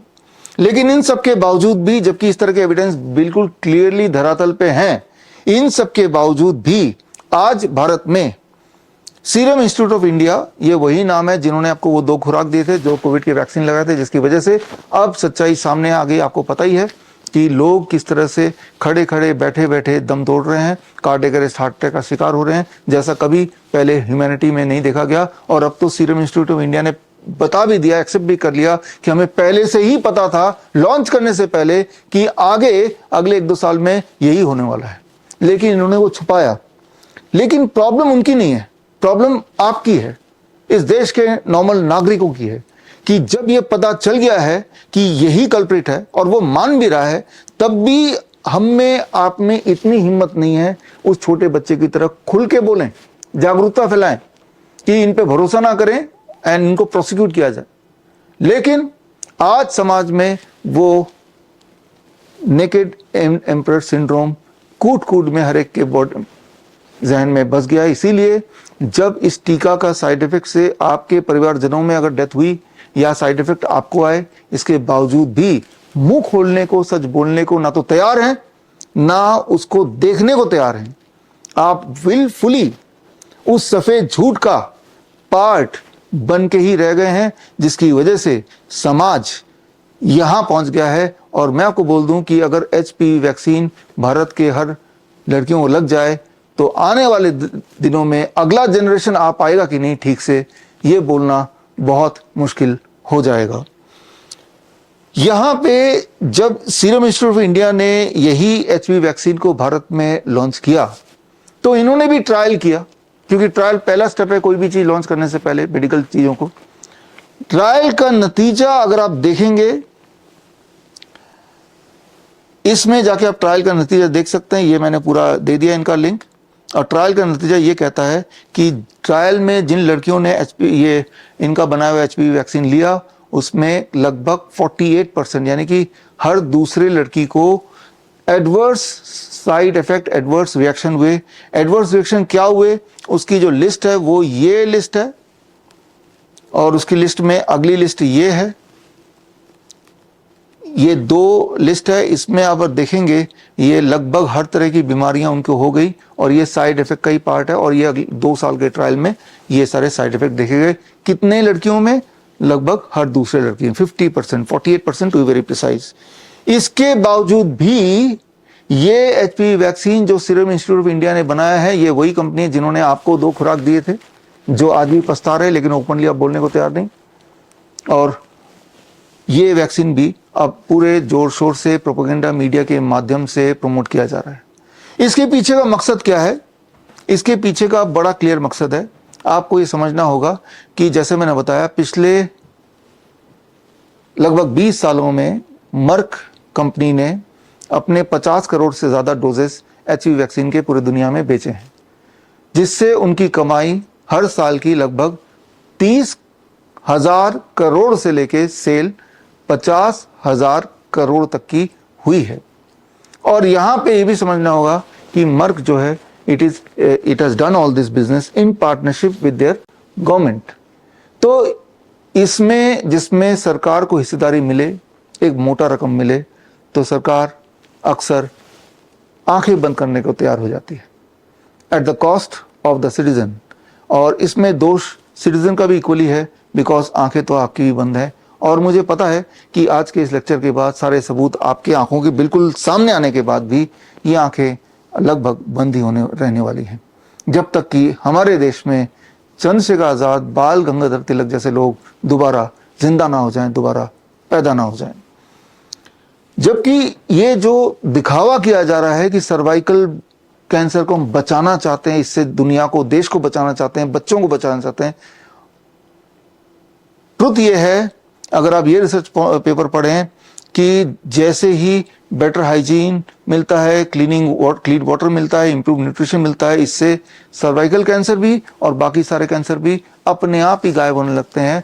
तो यानी कि अगर सही मायने में हमें ये चिंता है कि बच्चों को या बड़े होने के बाद उनको cervical cancer, for that matter कोई भी कैंसर ना हो, तो उसका जवाब भी यहीं पे है, इसी धरातल में। सिर्फ improve nutrition, clean water and better hygiene दे दो तो उससे ही ये जो कैंसर के चांसेस, फॉर दैट मैटर किसी बीमारी के चांसेस बहुत कम हो जाते हैं। तो अगर तो गवर्नमेंट को या आपको या सोसाइटी को एज ए होल काम करना ही है तो इस डायरेक्शन में काम करना है। लेकिन इस डायरेक्शन में जब काम करेंगे तो यहाँ पे there is no way to earn money, कमाई का कोई तरीका नहीं है। जितनी सारी बातें मैंने आपको बताई, जितने सारे रिसर्च पेपर अभी तक आपको दिखाए, ये सारे रिसर्च पेपर अगर आपको देखना है, पढ़ना है, समझना है, तो ये सारे रिसर्च पेपर आपको इस लिंक में मिल जाएंगे, bishrup.com/HPV। ये आप जरूर पढ़िए, खास तौर पे अगर आपके घर में छोटे बच्चे हैं 9 साल से 14 साल के। और ये मत समझिए कि छोटे बच्चे नहीं हैं तो आप बच गए। याद रखिए, इस तरह के षड्यंत्र तब तक होते रहेंगे जब तक आप नेकेड एम्परर सिंड्रोम वाली बीमारी से ग्रस्त रहेंगे।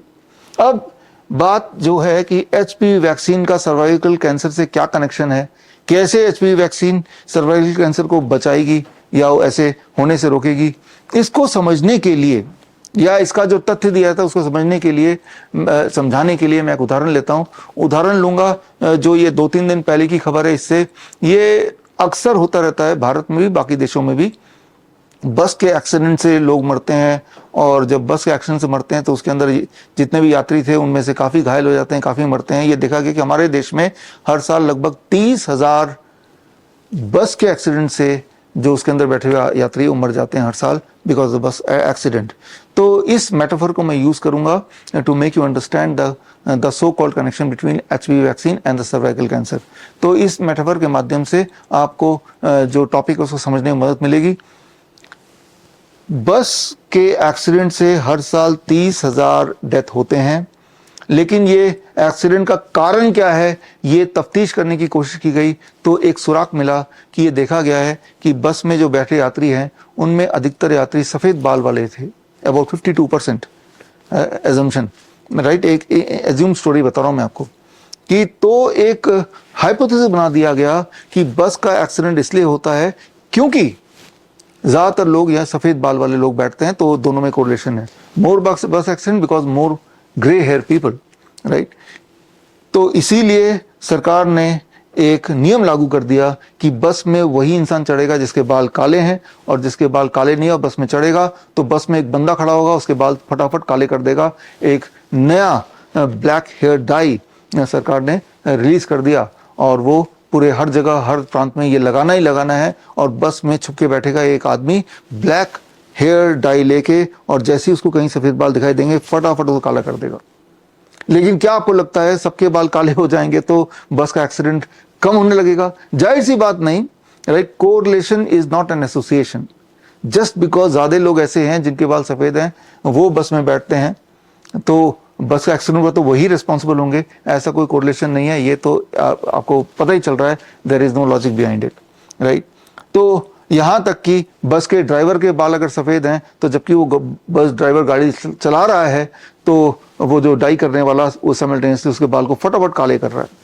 अब इसके नतीजे क्या निकले? क्या नतीजे निकल सकते हैं? नतीजे ऐसा कुछ निकल सकता है, क्या इससे एक्सीडेंट कम होगा? हो सकता है एक्सीडेंट और बढ़ जाए क्योंकि वो ड्राइवर डिस्टर्ब हो रहा है। हो सकता है साइड इफेक्ट होगा, हो सकता है साइड इफेक्ट हो जाए क्योंकि वो जो डाई है वो कुछ लोगों को रिएक्ट करेगी, कुछ लोगों को एलर्जिक रिएक्शन देगी, कुछ लोगों को गंजा कर देगी। ये बेतुकी सी कहानी जो आपको बिल्कुल ना सिर ना पैर की लग रही है, अब बिल्कुल सिर और पैर की लगेगी जब इसको मैं एचपीवी वैक्सीन और कैंसर के कॉन्टेक्स्ट में जोड़ूंगा। जोड़ते हैं पहले तो सर्वाइकल कैंसर, सर्विक्स होता क्या है? वेजाइना और यूट्रस को जोड़ने वाला जो पार्ट है बॉडी का, इन केस ऑफ फीमेल उसे कहते हैं सर्विक्स, और वहां पे कैंसर हो जाए तो उसे बोलेंगे सर्वाइकल कैंसर।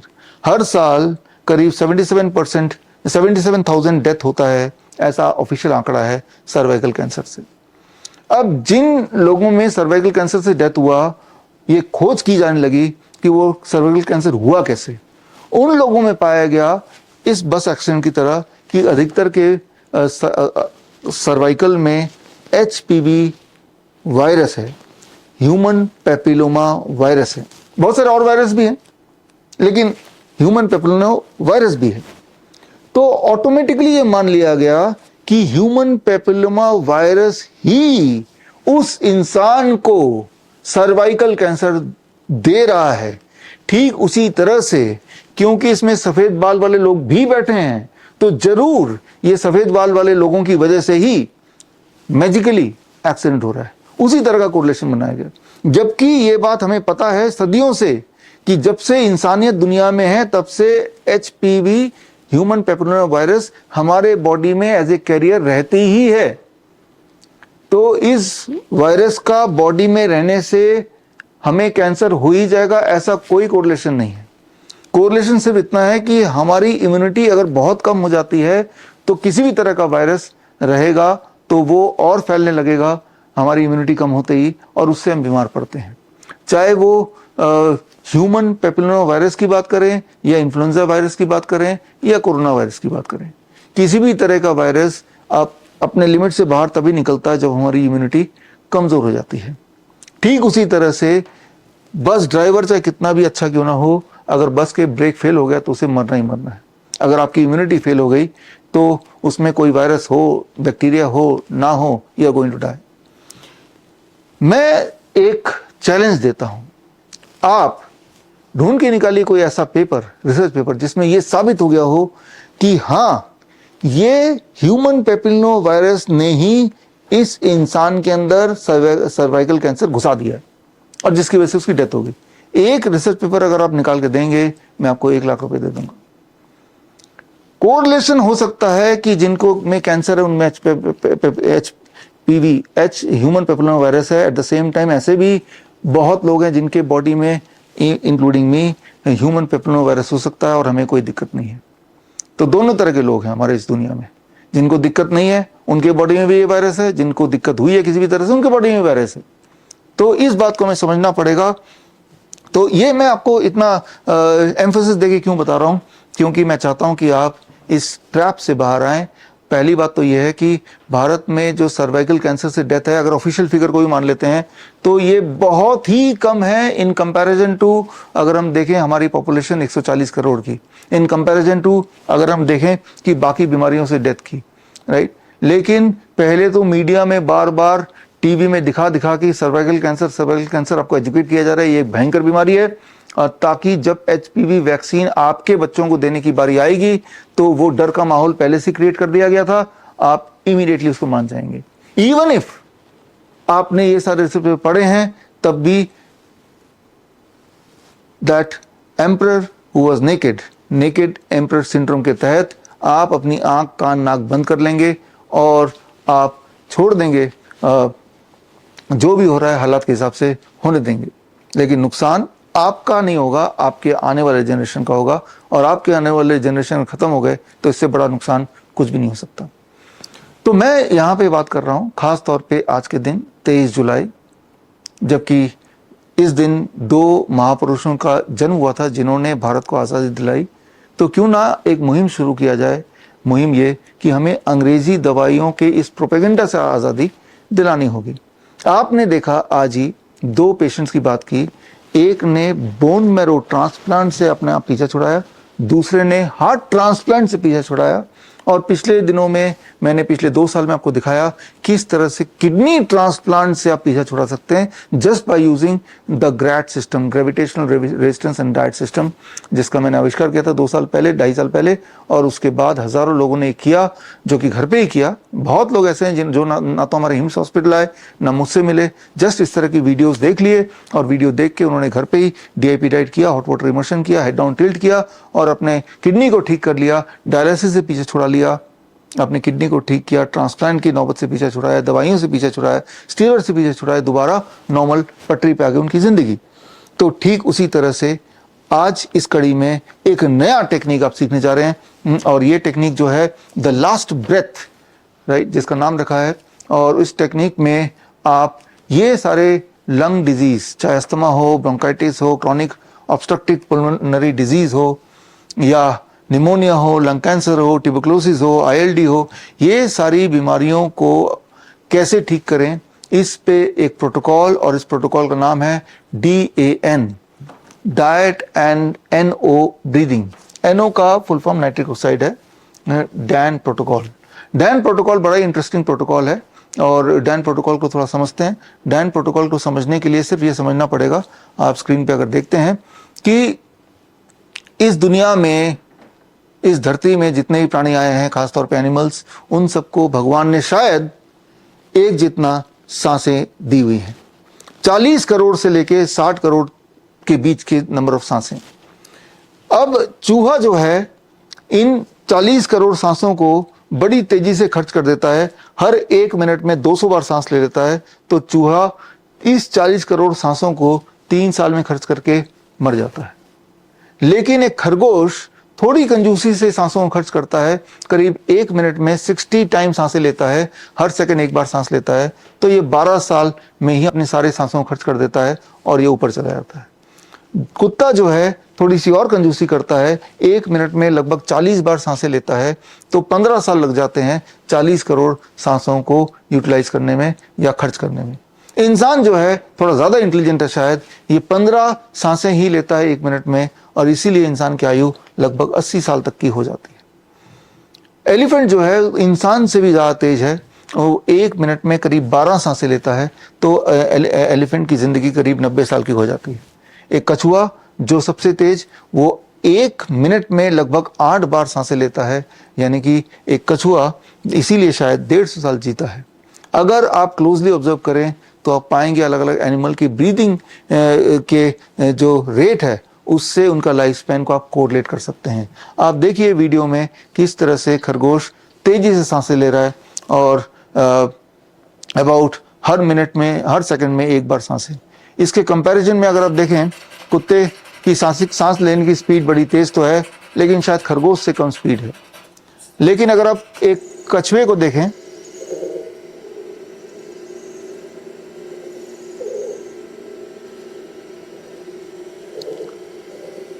तो आपने देखा कि कछुआ कितनी धीरे धीरे सांसें लेता है। तो सांसों में छुपा है कि आप कितने लंबे समय तक जिएंगे और कितना हेल्दी जिएंगे।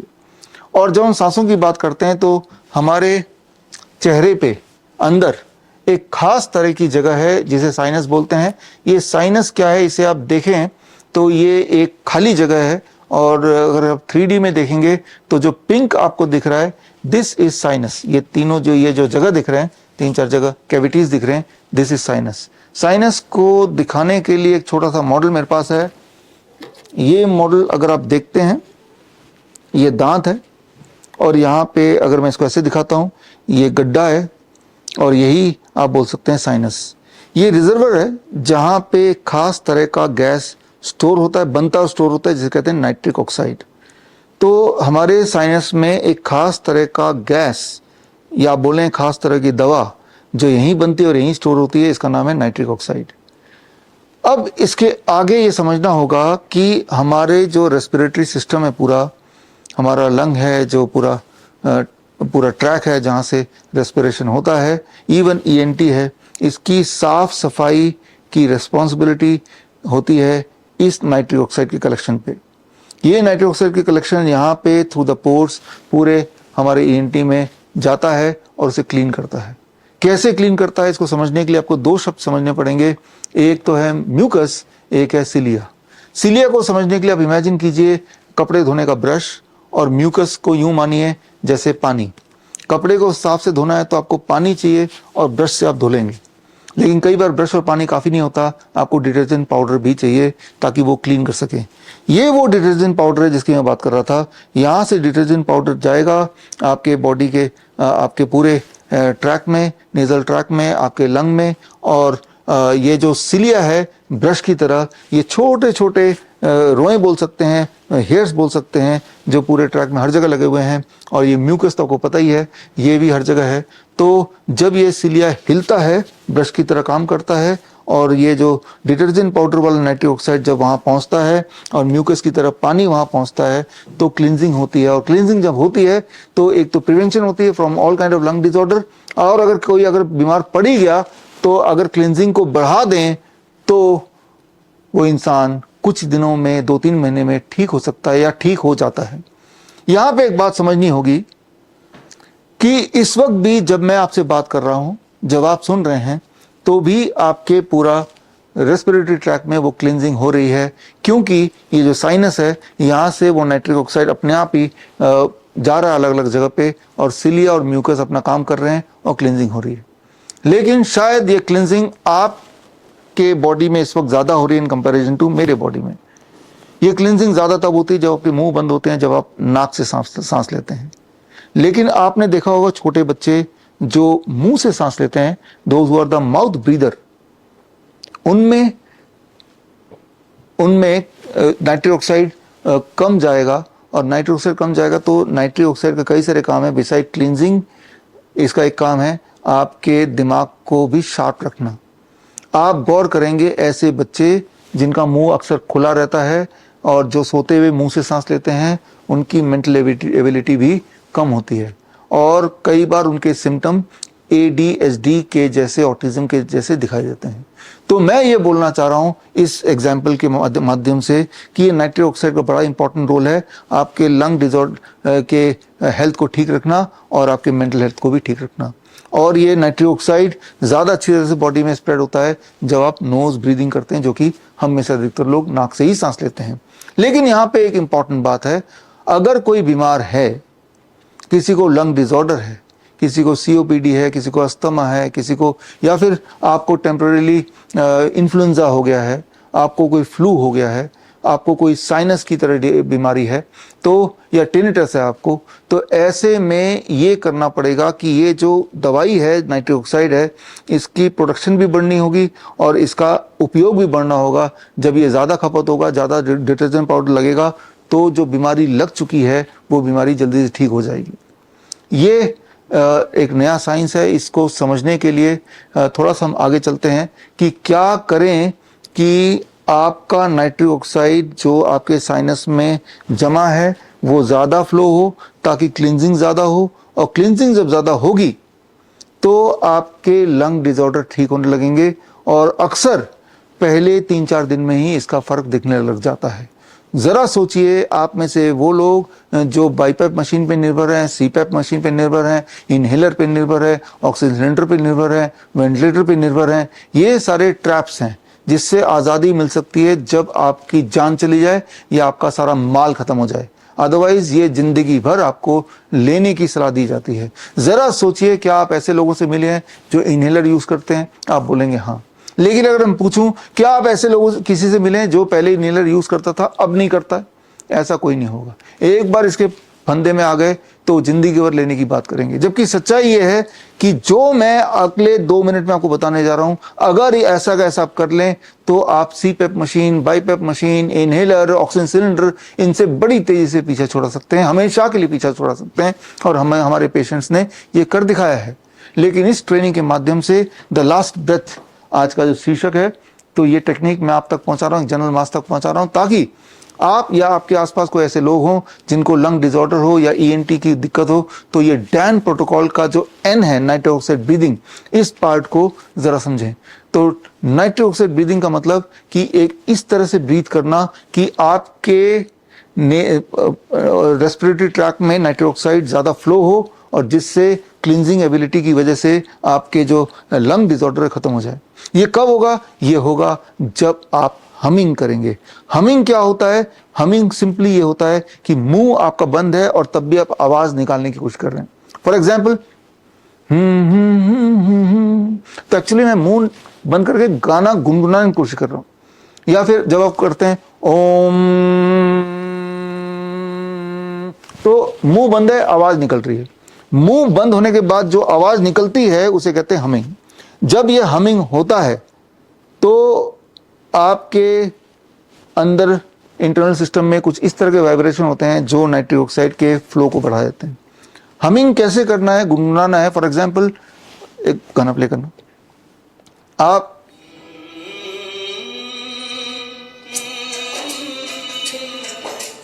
Okay stop. तो ये जो गुनगुनाना जिसे बोलते हैं, यही हमिंग है। और अगर ये करेंगे लगातार, करीब रोज 30 मिनट, 15 से 30 मिनट करेंगे, तो यानी कि उस वक्त आपकी नाइट्रिक ऑक्साइड की प्रोडक्शन ज़्यादा हो रही है, वो ज़्यादा फैल रहा है और क्लींजिंग ज़्यादा हो रही है। या फिर नेक्स्ट, ओके, तीसरा,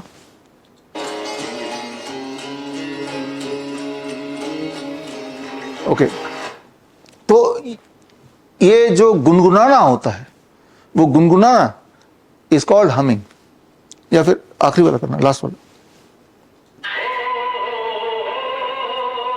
ओके।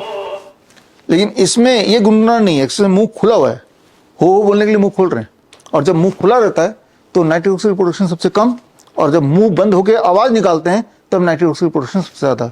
इसको समझने के लिए आपको ये समझना पड़ेगा, ये रिसर्च पेपर देखेंगे तो पता चलेगा कि mouth breathing causes ADHD like symptom. यानी कि अगर आपके आसपास ऐसे बच्चे हैं जो अक्सर मुंह खोल के रखते हैं, तो उनमें ये हैबिट डालनी पड़ेगी कि वो मुंह खुला न रखे। सिर्फ मुंह खोलना तब है जब बोलना है। सोते वक्त जो मुंह खोल के सोते हैं, उनमें भी हैबिट डालनी पड़ेगी कि मुंह खोल के नहीं सोना है, मुंह बंद करके सोना है। और इसके लिए मुंह बंद रखने के लिए सोते वक्त कुछ टेप भी आते हैं, जो टेप मुंह पे चिपका दिए जाते हैं, जो आप अभी देख रहे हैं स्क्रीन पे फोटो। तो इस तरह के टेप और इस तरह के टेप को चिपका दिया जाता है ऐसे लोगों के या बच्चों के मुंह पे जब वो सो रहे हैं, ताकि उनको एनकरेज कर पाएं कि वो मुंह से ना सांस लें, वो नाक से ही सांस लें। जब आप नाक से सांस लेते हैं तो नाइट्रिक ऑक्साइड जो फ्लो है वो 6 गुना ज़्यादा होती है इन कंपैरिजन टू जब मुंह से सांस लेते हैं।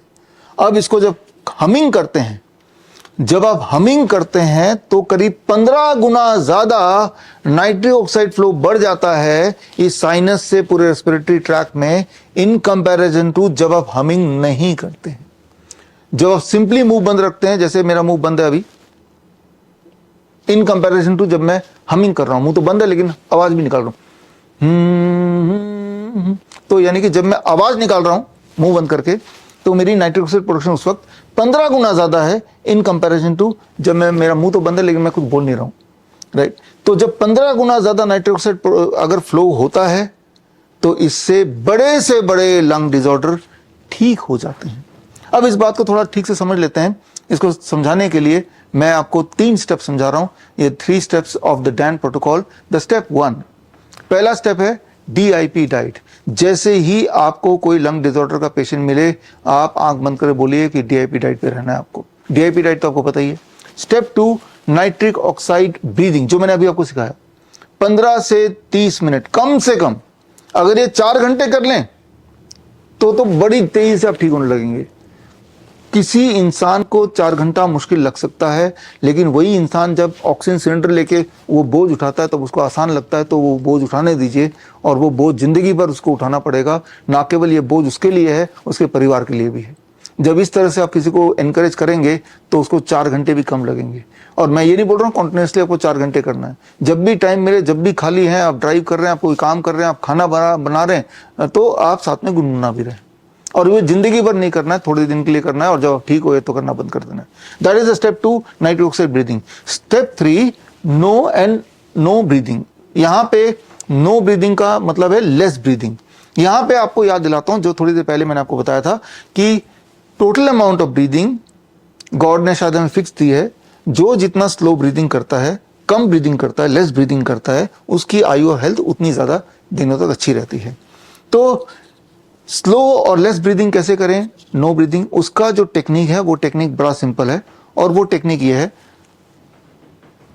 जैसे इस वक्त भी जब आप मुझे सुन रहे हैं, मैं जब बोल रहा हूं तो हम इनहेल कर रहे हैं, एक्सहेल कर रहे हैं, लेकिन वो ऑटोमेटिक मोड में है। हमें सोचने की जरूरत नहीं पड़ रही कि हम इनहेल कर रहे हैं फिर एक्सहेल कर रहे हैं, वो ऑटोमेटिक हो रहा है। इसमें क्या करना है कि जब आप एक्सहेल करते हैं, जैसे पहले सांसें अंदर गई ऑटोमेटिकली, फिर जब सांसें बाहर आती है, सांस बाहर आने के बाद उसको वहीं होल्ड कर दें फॉर 15 सेकेंड्स, 10 से 15 सेकंड, जितने सेकंड आराम से होल्ड कर पाते हैं। और जब आराम से नहीं कर पा रहे तो दोबारा नॉर्मली ब्रीथ करें, फिर दोबारा सांसें बाहर गई, फिर 10 से 15 सेकंड, या जब तक आप आराम से होल्ड कर पा रहे हैं। इस तरह से जब आप करेंगे, अभी आप लगभग 1 मिनट में 15 रेट ऑफ ब्रीदिंग 15 बार आप इनहेल एक्सहेल करते हैं, तब 1 मिनट में 15 की जगह 10 बार ही आप इनहेल एक्सहेल करेंगे। तो ऐसा अगर आप आधे घंटे कर लेते हैं रोज, यानी कि एक तो वो हमिंग हो गया जिसकी बात कर रहा था, आधे घंटे वो करना है, एक ये हो गया नो ब्रीदिंग या लेस ब्रीदिंग, और तीसरा DIP डाइट। जब ये तीनों स्टेप आप करेंगे तो with in A weeks time आपके जो सिम्टम्स हैं, फॉर एग्जांपल जो अस्थमा के पेशेंट्स हैं, अगर वो 2 बार उनको इनहेलर लेना पड़ता है दिन में तभी वो नॉर्मलाइज रहते हैं, तो 2 बार की जगह होपफुली वो 1 ही बार रह जाएगा। और फिर भी करते रहे 3 महीना लगातार, तो हो सकता है कि वो जो 1 बार लेने की जरूरत पड़ रही थी वो भी खत्म हो जाएगा। तो इस तरह से आप सिर्फ इन 3 स्टेप्स में, जिसमें कुछ भी पैसा इन्वॉल्व नहीं है, वैसे भी आप खाना खाते हैं, नॉर्मल खाने की जगह DIP डाइट ही आप खा रहे हैं, और इसमें तो सिर्फ आपका टाइम लगना है, वो भी खाली टाइम। जिस टाइम आप कुछ भी नहीं कर रहे हैं, जिस टाइम कोई भी ऐसा प्रोडक्टिव काम नहीं कर रहे हैं, और कोई ऐसा काम कर रहे हैं जिसमें किसी को बोलने की जरूरत नहीं है, तो उस वक्त भी आप ये दोनों प्रैक्टिस कर सकते हैं। मान लो किसी का वेट कर रहे हैं, तो कभी 5 मिनट के लिए, कभी 7 मिनट के लिए लेस ब्रीदिंग आप प्रैक्टिस कर सकते हैं। तो दुनिया भर में इसके हजारों रिसर्च पेपर छप चुके हैं, और उनमें से कुछ रिसर्च पेपर इस वक्त आपके स्क्रीन पे हैं। आप देखिए, ये रिसर्च पेपर से ये पता चलता है कि जब भी आप इस तरह की प्रैक्टिस करते हैं, तो आपकी जो सिम्टम्स, एलर्जिक सिम्टम है, या फिर साइनस के सिम्टम्स हैं, या फिर अस्थमा के सिम्टम्स हैं, वो सारे सिम्टम्स ठीक होने लगते हैं, एंड लिटरली आप ठीक होने लगते हैं। एक 1950 में एक रशियन साइंटिस्ट हुआ करते थे, डॉक्टर हुआ करते थे, उनका नाम है बुटियोकोस स्टडीज, बुटियोको उनका नाम है, और उन्होंने सबसे पहली बार इस तरह के साइंस को इंट्रोड्यूस किया था। और तब से लेके अभी तक दुनिया में अलग अलग जगह पे उनके नाम से या इस तरह के और नाम से कई सारे क्लिनिक हैं, जहाँ पे लोगों को सिर्फ ब्रीदिंग को इस प्रकार कंट्रोल करके कुछ ही दिनों में अस्थमा या इस तरह के COPD, इस तरह की बीमारियों से उनको आज़ादी दिलाया जाता है। लेकिन फिर मैं ये बोलना चाह रहा हूँ कि अभी हम अंग्रेजी दवाई के गुलाम हैं। वो इसलिए क्योंकि ये जो टेक्निक मैंने बताया, इसमें साइंस तो है लेकिन कॉमर्स नहीं है, इसमें कोई आदान प्रदान नहीं है। अगर किसी को बोला जाए कि CPAP मशीन, बाईपास मशीन खरीदो, तो उसमें 70,000 80,000 खर्च होंगे, एक का डॉक्टर को भी मिलेगा, तो there is industry behind it. लेकिन किसी को अगर बोलेंगे आपको हमिंग करना है और आपको लेस ब्रीदिंग करना है, DIP डाइट पे रहना है, तो इसमें there is no commercial transaction. आपने बोला, उसने सुना, उसने खुद कर लिया, उसने ठीक हो गया। तो ये एक बहुत बड़ा कारण है कि ये सारे टेक्निक्स जो साइंटिफिक हैं, वैलिडेटेड हैं, कोई नुकसान नहीं है और बड़ी तेजी से ठीक होते हैं। There is no side effect also. उसके बावजूद भी जितना ये लोगों तक पहुंचना चाहिए वो पहुंच नहीं पा रहा है। तो खैर, आज मैं उम्मीद करता हूं by the end of this कि 23 जुलाई कम से कम आज के दिन, जिस दिन दो बहुत बड़े महापुरुष पैदा हुए थे, उनको याद करते हुए सही, एटलीस्ट आज के दिन हम ये थोड़ा सा इनिशिएटिव ले सकते हैं कि सच्चाई का साथ दें और इस तरह का षड्यंत्र जैसे HPV वैक्सीन एक्सेट्रा, उसका जो पर्दाफाश करने में कुछ तो आप एक्शन लें, बिकॉज आप और हमारा जो ये रिस्पॉन्सिबिलिटी है कि आने वाला जनरेशन ठीक ठाक वैसे ही आए जैसे पहले जनरेशन आए और जिसकी वजह से हम पैदा हुए, ठीक ठाक ही पैदा हुए।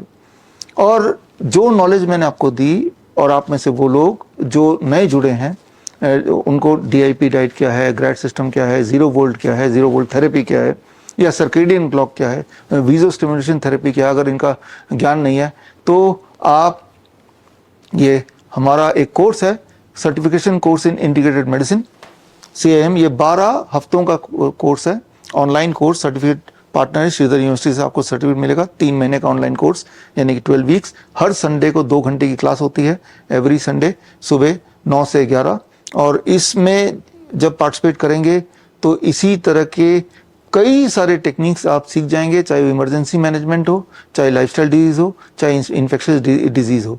और ये वो टेक्निक हैं जो पावरफुल तो हैं लेकिन कॉस्ट इफेक्टिव भी हैं, और ऐसे हैं कि जो घर पे ही आप कर सकते हैं और किसी को करा भी सकते हैं। तो खैर, आप में से वो लोग जो मेरे ऑलरेडी स्टूडेंट हैं, जिन्होंने मेरे बाकी ट्रेनिंग ली है, चाहे लिंकन यूनिवर्सिटी का मेडिकल न्यूट्रिशन का ट्रेनिंग हो, या श्रीधर यूनिवर्सिटी का इमरजेंसी मैनेजमेंट का ट्रेनिंग हो, या CCAP के स्टूडेंट हो, उन सब के लिए ये ट्रेनिंग फ्री है। हमसे जुड़ के कांटेक्ट करके आप ये फॉर्म भर दें, और अगर आप हमारे पहले से एनरोल्ड स्टूडेंट है किसी न किसी और कोर्स के लिए, तो ये ट्रेनिंग आप भी लीजिए, क्योंकि इस ट्रेनिंग में ये एडवांस ट्रेनिंग है। बहुत सारे नए टेक्निक्स, जैसे आज आपने जो टेक्निक सीखा डैन प्रोटोकॉल, ऐसे कई सारे टेक्निक्स, या जो टेक्निक ऑलरेडी सीखी हुई उनकी भी और गहराई में जाके आपको और केस स्टडीज या और प्रिसाइज आपको चीज़ें सीखने को मिलेंगी, जिससे मुझे ऐसा लगता है कि ये सारे टेक्निक्स और प्रभावशाली ढंग से आप लोगों में पहुंचा पाएंगे। तो खैर, जिनको CIM में एनरोल करना है, bishrup.com/CIM में जाके आप एनरोल हो सकते हैं। आप में से कुछ लोग ऐसे होंगे जो इस स्ट्रक्चर्ड लर्निंग में इंटरेस्ट नहीं होगा, या इसकी फीस है 10,000 रुपये, उसको देने में इंटरेस्ट नहीं होगा, लेकिन फिर भी आप सीखना चाहते हैं। तो ऐसे लोगों के लिए मेरे पास 2 ऑप्शन है। www.coronakal.tv में जाएंगे तो मेरे हज़ारों वीडियोज़ हैं, वो देखिए, उनमें भी ये सारे टेक्निक्स एक्सप्लेन्ड हैं। या फिर bishrup.com/ebook में जाइए, इन्हीं टेक्निक पे लिखे हुए मेरी करीब 32 किताबें, ये there is the 32nd book जो आज पब्लिश हुई है, तो या रिलीज हुई है। तो वो बुक्स भी, most of the books are freely available, right, ebook free download है। तो वो बुक्स पढ़ के भी आप अपने आप को वेल इक्विप कर सकते हैं, और इस तरह से थोड़ा बहुत ही सही आप इन अंग्रेजी दवाइयों के ट्रैप से बच सकते हैं। तो खैर, इसी के साथ आज का ये कार्यक्रम मैं यहीं पे पॉज करता हूँ। All the best, thank you, जय हिंद।